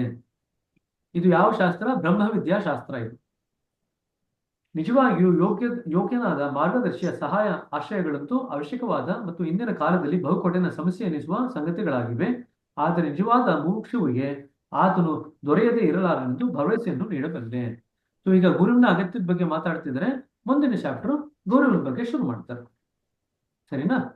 ಸೊ ಎಲ್ಲರೂ ಇಲ್ಲಿಗೆ ನಿಲ್ಲಿಸೋಣಂತೆ. ನಿಲ್ಲಿಸಿ ಇವತ್ತೇನು ಓದಿದ್ದೀವಿ ಅದನ್ನ ಮತ್ತೊಮ್ಮೆ ಎಲ್ಲರೂ ಕೂಡ ಮೆಲುಕು ಹಾಕಿ ರಿವೈಸ್ ಮಾಡ್ಕೊಳ್ಳಿ. ರಿವೈಸ್ ಮಾಡಿಕೊಂಡು ಮುಂದಿನ ಕ್ಲಾಸ್ ಏನಿದೆ ನಾಳೆ ಬೆಳಗ್ಗೆ 15 ಪುಟಗಳು 51ರಿಂದ 65ರವರೆಗೂ ಓದ್ಕೊಂಡ್ ಬನ್ನಿ. ಸರಿನಾ? ಸರಿ, ಹಾಗಾದ್ರೆ ಇನ್ನೇನಾದ್ರೂ ಇವತ್ತಿನ ಓದುವಿಕೆನಲ್ಲಿ ಏನಾದ್ರು ನಿಮ್ಗೆ ಪ್ರಶ್ನೆಗಳಿತ್ತು ಅಂತಂದ್ರೆ ನಾಳೆ ಬಂದಾಗ ಅದ್ರ ಬಗ್ಗೆ ಕೇಳ್ರಿ. ಅದನ್ನು ಸ್ವಲ್ಪ ಉತ್ತರ ಕೊಟ್ಬಿಟ್ಟು ಮುಂದುವರಿಯಂತೆ. ಬಟ್ ಈ ಗುರುವಿನ ಚಾಪ್ಟರ್ ಇಂದ ಕೂಡ ಸಾಕಷ್ಟು ನಿಮ್ಗೆ ಪ್ರಶ್ನೆಗಳು ಬರುತ್ತೆ. ರಿಯಾಲಿಟಿ ಡೌನ್ ಅಲ್ಲಿ ಸುಮಾರು ಪ್ರಶ್ನೆಗಳು ಬರುತ್ತೆ. ಪ್ಲಸ್ ಅದು ನಿಮ್ಮ ಆಧ್ಯಾತ್ಮಿಕ ಅಭ್ಯಾಸಕ್ಕೂ ಕೂಡ ತಳಹದಿ ಆಗಿದೆ. ಅದು ಸ್ಪಷ್ಟವಾಗಿ ಎಲ್ಲ ಸರಿಯಾಗಿ ಅರ್ಥ ಮಾಡ್ಕೊಂಡು ಅಭ್ಯಾಸ ಮಾಡಿದ್ರೆ ಸಾಕಷ್ಟುವಾಗಿ ನಾವು ಅಭ್ಯಾಸ ನಮಗೆ ಫಲದಾಯಕವಾಗುತ್ತೆ. ಸರಿನಾ? ಸರಿ ಕಣ್ರಿ. ಹಾಗಾದ್ರೆ ಮತ್ತೊಮ್ಮೆ ಹಾಗಾದ್ರೆ ನಾಳೆ ಬೆಳಿಗ್ಗೆ 6:15 ಸಿಗೋಣಂತೆ. ಸರಿನಾ ಸಿಸ್ಟರ್? ಇನ್ಯಾವ ಇಲ್ಲ ಅಲ್ಲ ಪ್ರಶ್ನೆ ಅದರಲ್ಲಿ? ಇಲ್ಲ ಬ್ರದರ್, ಈಗ ಸದ್ಯ. ಸೊ ಗುರುವಿನ ಬಗ್ಗೆ ನಾಳೆ ದಯವಿಟ್ಟು ಎಲ್ಲರೂ ಓದ್ಕೊಂಡ್ ಬಂದ್ರಿ. ಬಟ್ 15 ಪುಟ ಅಂದ್ರೆ ಪ್ರಾಯಶಃ ಗುರು ಚಾಪ್ಟರ್ ಮುಗಿದೋಗಿರುತ್ತಾ? ಇಲ್ಲ, ಗುರು ಚಾಪ್ಟರ್ ಇನ್ನೂ ಕಂಟಿನ್ಯೂ ಆಗುತ್ತೆ. ಗುರು ಚಾಪ್ಟರ್ 69ರವರೆಗೂ ಇದೆ. ಒಂದ್ ಕೆಲಸ ಮಾಡ್ರಿ, 69ರವರೆಗೂ ಓದ್ಕೊಂಡ್ ಬಂದ್ಬಿಡ್ರಿ. ಇಡೀ ಗುರು ಚಾಪ್ಟರ್ ಓದ್ಕೊಂಡ್ ಬಂದ್ರಿ ನಾಳೆ. ಆಮೇಲೆ ಆಧ್ಯಾತ್ಮಿಕ ತರಬೇತಿ ಹೋಗೋಣ ನಾಡಿಗೆ. ಸರಿನಾ? ಗುರು ಚಾಪ್ಟರ್ ಪೂರ್ತಿ ಓದ್ರಿ. ಸರಿ, ಹಾಗಾದ್ರೆ ಎಲ್ರಿಗೂ ಸೇರಿದ್ದಕ್ಕೆ ವಂದನೆಗಳು. ಎಲ್ರಿಗೂ ಶುಭ ದಿವಸ. ಮತ್ತೊಮ್ಮೆ ನಾಳೆ ಬೆಳಗ್ಗೆ ಸಿಗೋಣ. ಸರಿನಾ? ರಾತ್ರಿ ನಿದ್ದೆ ಮಾಡ್ರಿ. ಶುಭರಾತ್ರಿ ಅಂತ ಇವಾಗಲೇ ಹೇಳ್ಬಿಡ್ತೀನಿ. ಶುಭರಾತ್ರಿ ಅಂದ ತಕ್ಷಣ ಮನೆಗೆ ಹೋಗಿ ನಿಲ್ಕೊಂಡು ನಿದ್ದೆ ಮಾಡ್ಬೇಡಿ. ಇವಾಗ ಬೇಗ ಎದ್ದಿದ್ದೀನಿ. ಸರಿ, ನಮಸ್ತೆ. Thank you brother.